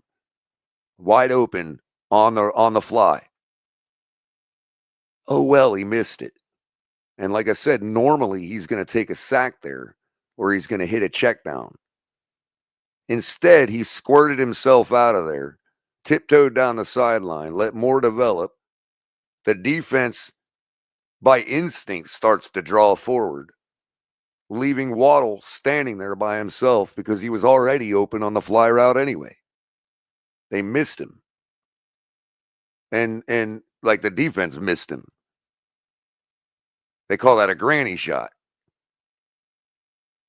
That's correct, Boxing Bill. That's what I'm getting at. But on this play, he rectified that by making something out of something he missed. He got out of the pocket, bought himself more time to find somebody else in that range because he knew he needed that range. A check down wasn't going to work. He balled up, bro. He think about it. He balled up, dude, and made a play. I just want that to keep going. Keep him in that mental state of mind. Don't be talking about, oh, you shouldn't have dove and tried to tackle that guy. No, you keep him in whatever mental state of mind he's in right now. Because I tell you this much. Tua Tagovailoa, currently at this moment in time, is definitely not who Deshaun Elliott is talking about. And I just want to keep that going. I want him to keep that going.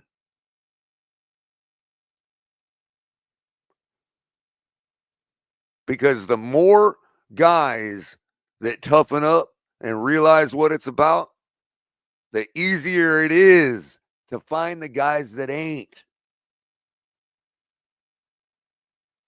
And McDaniel said that 4 times now. Adversity tells you who your guys are. Wes has had a nice impact on this team. Where do you see the biggest evidence of his impact on and off the field? Well, I think, he's such a unique individual because he's an outlier. I call him like the Tom Brady of defensive linemen. How do you play the game week in, week out for that long of a career, and to do it in the trenches from the 1 to the 5, literally lining up on the center all the way out to the tackle. That's Culler. It's supremely impressive. But at the same time, it's not only his performance, but he's the consummate team guy that knows how. God, man, why? Look, how many more times does this guy have to use my words before we admit that he watches my show? Welcome to the channel and the show, Mike McDaniel. I appreciate coming to you this time of day because I know you're done with practice. You're probably trying to take it easy as these afternoon rainstorms start to form up. I don't think we're going to get any rain, but it's a nice evening. And you thought, I'm just going to pop on some afternoon color commentary. Hit the like button, everybody.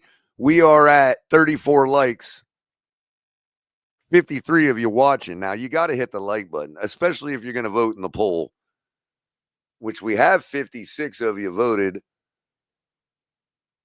Who wants the pillows? The players/players, coach/coaches, or Stephen Ross?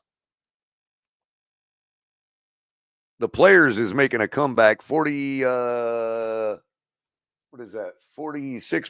and then you got the coaches at 25% and Ross at 27%. So still a little over. The majority is still, it's like 51-48, not the players. So get your vote in. Make sure you hit the like button before you do. Subscribe to the channel and donate if you're so kind.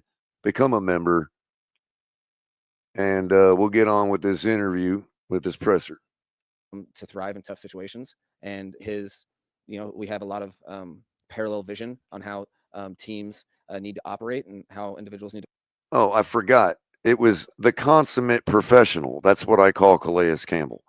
I have referred to Calais Campbell as the consummate professional at least 3 times in the last 4 weeks. Now, he may just coincidentally feel the same way and have chosen the same word. He is an educated man. But dang, that just piles on the pile of evidence. That stacks on the pile of evidence that McDaniel hears my words. Need to focus on what they can control and all those things. And I know one thing, it's whatever it means when I say something. If he's saying the same thing which that means that I got us the win this week because I'm the one that told him not to pass the damn ball on 2nd down, even though we just got stopped on the run. I'm the one that told him he needs to run there again. And guess what? It caused 3rd and manageable. And Tua squirted out of the pocket, rolled around, juked and jived, and hit Odell Beckham Jr. for a critical 1st down, if we remember correctly. So, thank you for listening to me, Mike McDaniel. We really do enjoy your patronage here at the Fins tailgate, and thank you for hearing my words because it literally got us the dub Monday night. With as much conviction as I have, the voice travels a lot further. So I think it's been monumental. He's been a really cool person and player for the organization, and I think he's playing. He's got. Oh, and the clock kept running. That was the part I forgot to mention. The clock kept running. We burned like 2.5 minutes on that drive, people.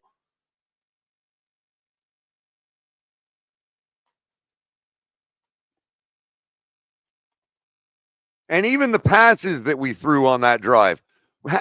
First of all, they only needed to be short because we had a manageable third down. And secondly, they were in the field of play. We weren't running out of bounds and all that crap.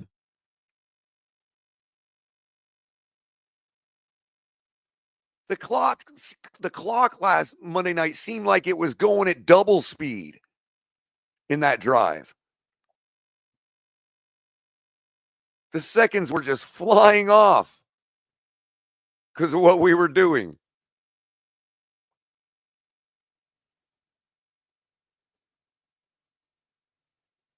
Got some fountain of youth going. He's playing as good ball. He's playing young 30 Claes ball, and which is a testament to how he prepares and huge part of our team. Challenge, Deshaun. Deshaun, let me just get the Deshaun Elliott question. In the former Dolphin safety said on a podcast this week that the majority of the team there, meaning the Dolphins last year, was not mentally tough individuals. That team was soft. Is there any validity to there's the question. Is there any validity to Deshaun Elliott's comments? that? Do you believe that a change has occurred in the area of toughness and mental toughness this year? I think quickly, and in case you didn't hear him, he asked if he thought there was any change that has occurred in that department. So in other words, the beat writer is giving McDaniel an opportunity to admit to some of that responsibility. In other words, to admit to some truth to Elliott's comments for last year by saying, have you noticed any change in that department? Because if McDaniel acknowledges a change here, pay attention to McDaniel's answer. Okay? That's why I'm pausing it before he answers so you can hear this. If McDaniel acknowledges some sort of change, then that totally validates Deshaun Elliott's comments. So pay attention here. Let me go back a little bit so you're ready. Was not mentally tough individuals. That team was soft. Is there any validity to that? Do you believe that a change has occurred in the area of toughness and mental toughness this year? I am supremely only concerned with the 2024 Dolphins for sure. And I think that every team's ability to be mentally tough in the NFL season is definitely tried. And I think case in point, some of the stuff that we've been going through. And I think our team played a tough fought game the last 3 weeks and ended up finding a way to win this past week. And I think that's not the easiest thing to do, and just worried about this year's team. And it's cool. You said on a podcast, cool podcast. I mean, damn, that's close. That is so close. Ultimately, what he's saying is maybe there was, but hopefully we chose wisely as to who they were when we chose who we got off the team. Besides the ones that were contractual issues, obviously nobody's going to question Van Ginkel's heart. But what he's saying is we have hopefully corrected that by personnel changes. So I'm only focused on this year. And this year, based on what we've been through, the fact that we put together what we put together Monday night shows you that we might be mentally tough this year. That's what he's saying there. So it's kind of like sort of acknowledging what Elliott was saying by saying, yeah, but we got rid of those people, hopefully. Been the challenge to get the ball to Tyreek and Jalen. They had 3 touchdowns this year. Obviously, your offense is taking a different look. Yeah, no, I think I do think he was wise to refocus it back on this season and the Raiders game coming up. Football, professional football in particular, is a steadily evolving thing, and when guys have supreme success, at any position, everyone gets paid too, and they're trying to not be additions to a highlight reel, and defenses change and different challenges are presented. I think where Tyreek and Walker. I mean, the rest of the part about Elliott saying that Miami's culture would affect the players to where we could never be good here. that part's just an opinion from an asshole or an asshole's opinion. You know what I mean? We all got them. So, but the part about whether we're mentally soft now or not, I don't think Deshaun Elliott can speak on unless he wants to name names on the current team. Model have really grown this season is I think that their full understanding of this offense and how defenses play, that you can see how defenses present on film, and then you can see the differences when they're playing us, and they understand their value is being out there and competing, and when they don't have the ball, creating stress on the defense, whether that's expanding the field or blocking. I think their teammates get some very, very positive situations because of the attention that they get, and they understand that that good teams find a way to make you beat them in various ways. So that when you're talking about big game football and December and January football, those types of games are always on the table, and so preparing for those for our team to take advantage of how people are playing us, and if they're going to devote everything is going to be based around those guys. Their teammates have to take advantage of that, and that's what I've really seen is some confident individuals that every single game want to be the difference maker, and they've just found different ways to do that.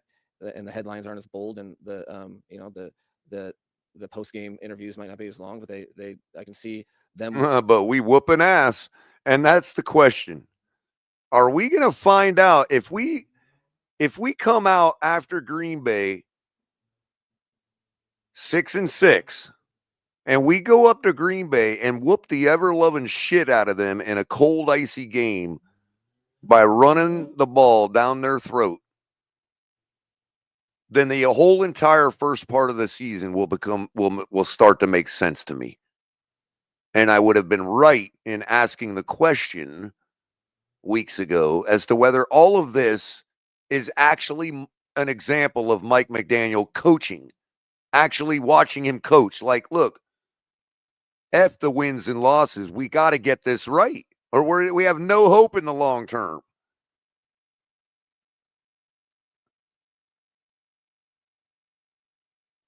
These execution problems have to be fixed. We have to be able to run the ball in the cold. Whenever, whatever a team's throwing at us. So I'm just saying, if we come out of Green Bay 6-6 after running the ball down their throat all night, it's going to go a long way to helping me understand what the whole first part of this season's been about. Just saying. I'm just saying. I'm not saying it's going to happen. Within the team, I'm just saying what I'm getting from him right now, what I'm inferring from his mood and what he's saying right now. A real evolution and understanding that you have to continue to find ways to get them the ball, and they have to continue to find ways to make plays without it. And if everyone's working in that direction, the best thing for the Dolphins will occur. Yeah, because what he's talking about is the superstars, the guys that make a whole bunch of money that thought they were just here to rack up the yards. You got to understand that when you're not getting the ball, your job on that play is just as critical as it is when you are getting the ball. Once they start to understand that, we execute better. And you may be right, CCRR. I'm just saying we can win with softies. I mean, it's not like softies haven't ever won before. It's just we have to do it a certain way, and there can't be no mistakes. Your execution level has to be near 100%. Kind of touched on this a little bit before, that when things weren't going great early in the season, you want to reevaluate. And you can't do that if you're mentally soft. The amount of trust you put in some of your players on their own to do the right things. Have you changed your approach, taking maybe a firmer hand with the team throughout the course of the season, year over year? Yeah, I think he's asking him about the nature of the Mostert lack of use. I don't really have a default. This is what it is, and this is what I am. I think I'm always attempting to evolve based upon the needs of the team and what things work and what things don't. Yeah, I agree. He needed to make sure we got yardage and kept the ball going. kept the clock going. I mean, there were times when he put Jalen Wright in at the most brilliant time, and I thought he was great for those personnel decisions. F a Mostert. And everybody knew it was happening too, because if you looked on the betting market, there were very few slots for Achane getting a lot of receptions, and there were very few slots for Mostert getting carries. It was the other way around. Mostert was all over the list for catches. So they knew you're only going to get him in a critical situation, maybe as a check down back or something that game, because of the fact that he's being punished for fumbling the football too much. I think, if I took like a still overlay of, maybe. But I'm sorry to interrupt again, but what he's also saying is, look, you can punish a guy, but you also got to realize that dude needs the ball in his hands at least once in the game, or you still got to get Mostert involved in the game, punishment or not, because he's critical to us moving the ball. Beginning of the season or beginning last season, or the year before, it's probably different because I'm always adjusting to the needs of the team, really. And when guys respond a certain way in a positive fashion for the expected results, when guys respond to various different tactics, I look at it as kind of part of my job is to just. That's exactly your job. I was just about to give you credit for it. That's precisely the crucial decisions that coaches have to make to strike that balance between punishing somebody yet still utilizing them in a game because they're a critical player on your team. I want to give him credit for that. It worked out. At least we didn't suffer a loss because of it. And he's basically, you know what? People can call him a nerd. People can call him a geek, softy, whatever. But he's telling you flat out, look, I might not raise my hand to them, but I'm telling them what the score is. I expect this and it needs to be done, or this is the action that's going to be taken. And if you respond positively to that action, I don't have to go further than that. I don't need to go further than that. I'm a nerd. What am I going to do? You know what I mean? So he's being actually very stern right there, even though he's bringing it in a very intellectual way. He's being very stern. He's like, look, this is my job too. Not just my job, but my job on the line. I'm the one that has to go answer to Ross. And so this is what I expect. I'm not going to beat you over the head with it. But I certainly ain't going to go to Ross's office and excuse you. Unless, of course, you're one person, but that's discussion for a different day. It's not always be X, so there's probably, I know there has been an evolution in just how we go about business, but that I would expect that each and every year because, people change, but my job doesn't. I need to get the best out of people. So when people change and when situations change, I think it's very important that I adjust with them and find any sort of way, whatever the avenue is, to try to get things done, which is my job to do so. All right. He's actually pleading to the players right there. He's saying, look, help me, help you. My job is to get the best out of you. This is what I got to do. Help me, help you. It's that simple. And so I don't know. We'll see how this coaching style and strategy works out. But I'm not going to argue with people that want to call him soft, that want to call the culture soft, but you're not going to call my town soft. You're not going to call South Florida, Miami-Dade, Broward, Palm Beach County. You're not going to call none of us soft down here. You're not going to say we got anything to do with why the players can't handle themselves in our environment. We handle ourselves just fine.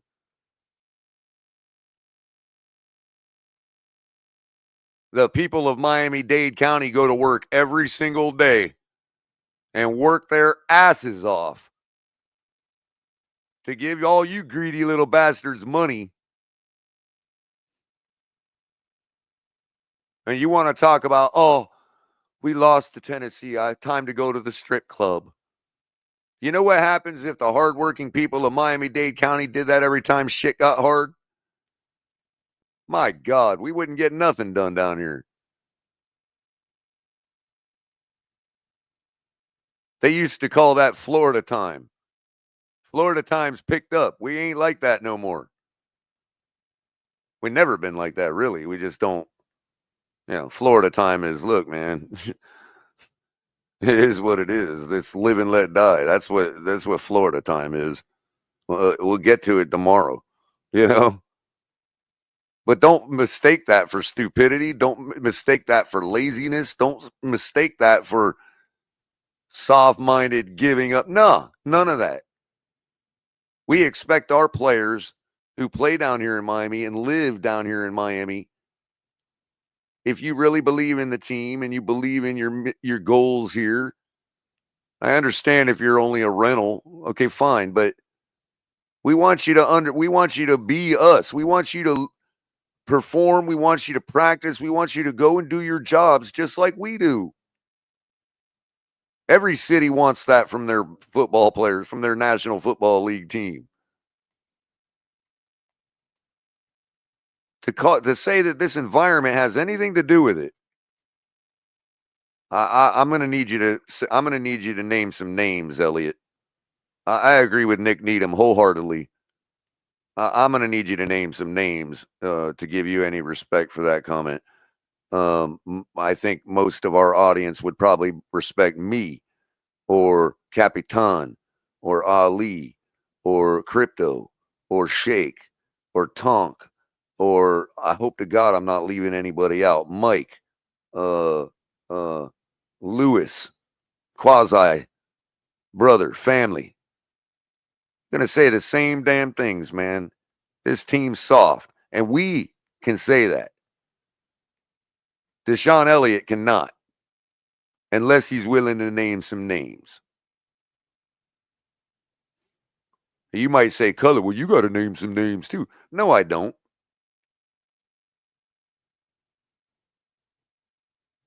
A hit dog will holler.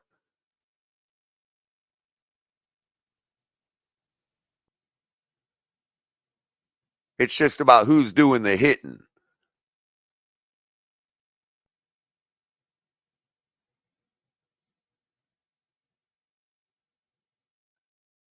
Anyway, that's all I got to say about it.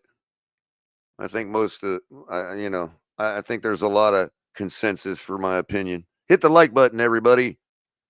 We got 41 likes, 60 votes in, it looks like. Maybe more. I'm half blind. We're going to end the poll right now, so get your votes in. Hit the like button before you do. Subscribe to the channel and hit the notification bell. That will tell you if any one of us pops up live. You're going to be able to hit Shake Money pretty soon on the Smoke Lounge. Coming to you shortly, right here on the Finn's Tailgate Network. Also go to TFTGnetwork.com. Bookmark it, make it your homepage. I haven't told you that in a while. I've been remiss in my duties. Check out the shop. We got some really killer ideas just popped up yesterday. We got the thumbnail from yesterday's show on a t-shirt. Tua Infinity and beyond. Get yours today.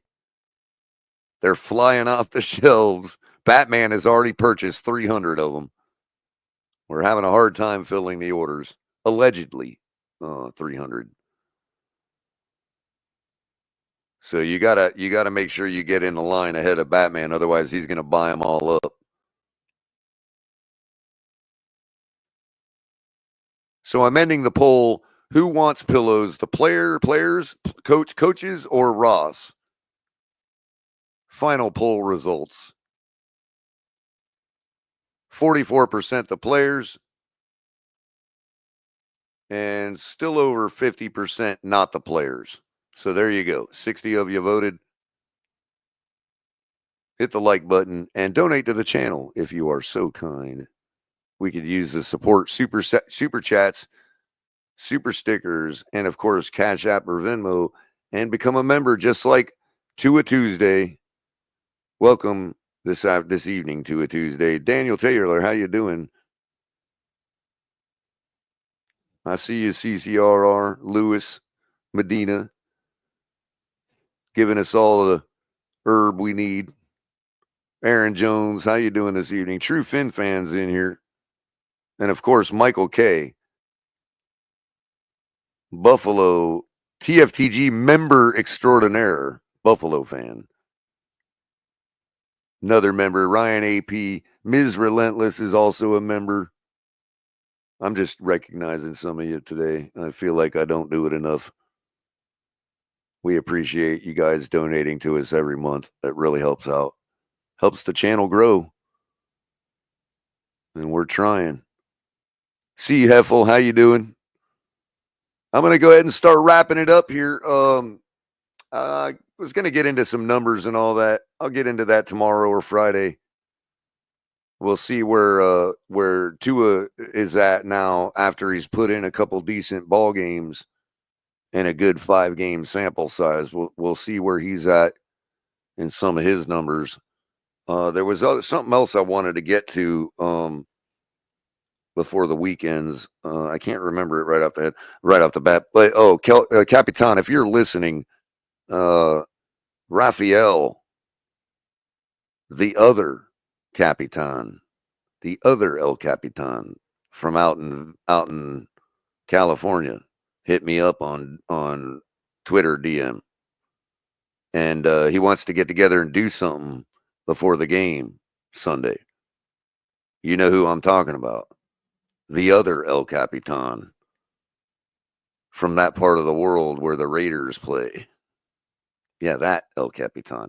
The Raiders fan base also has a great YouTube channel run by a guy named Raphael El Capitan Chassin, or Chasin, however you want to pronounce it. And he does a great YouTube channel. That's a Raiders fan channel. He's the El Capitan of the Raiders fan base. So go check him out. And we're going to try to get together with him, bring him in the Fins tailgate to talk about his Raiders. See what their fans' mood is like. Are they tanking? Are they out on the season? Are they expecting anything? Do we have to worry about a trap? That kind of stuff we'll talk. Okay, so no smoke lounge tonight, no problem. So I might go a little longer just to chit chat. If anybody's got any questions, you certainly can ask. But drive time is on for Friday. But I appreciate y'all joining me. Ain't much else to talk about today, again, without getting deep into the numbers I wanted to get into.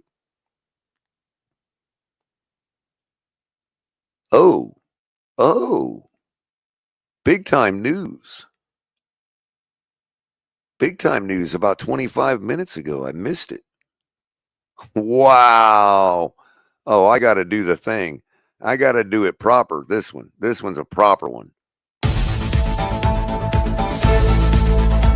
It's live. 25 minutes old. News. David Furione's tweeting out. The Miami Dolphins have waived linebacker David Long Jr., who was a captain at the start of the year. That's what I just said. Yes.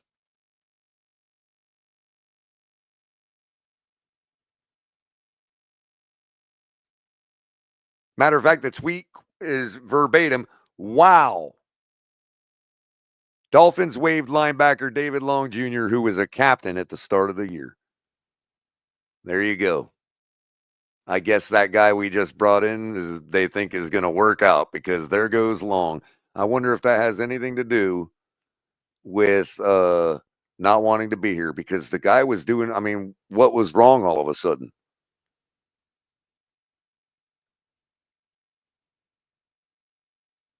Cutting captains. Exactly, CCRR. Tua Tuesday asked, do you think they released Elliott because he may have spoken out about his teammates? Not sure. Could be. They are known for doing that.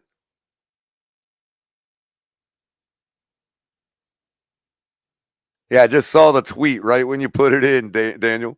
Just saw the tweet, man. Wow. He is injured. I wonder if that injury is deep enough that it don't matter anyway. Maybe that's what it is, Shelby.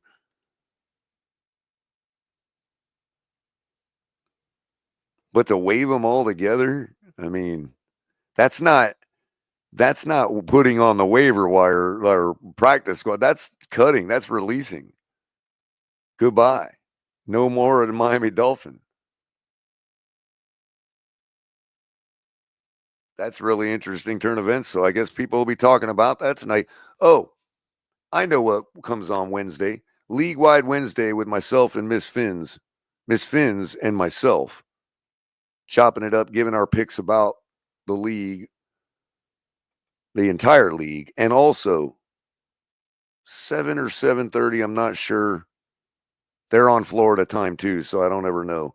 The Blitz pickup comes at you Wednesday nights, I believe.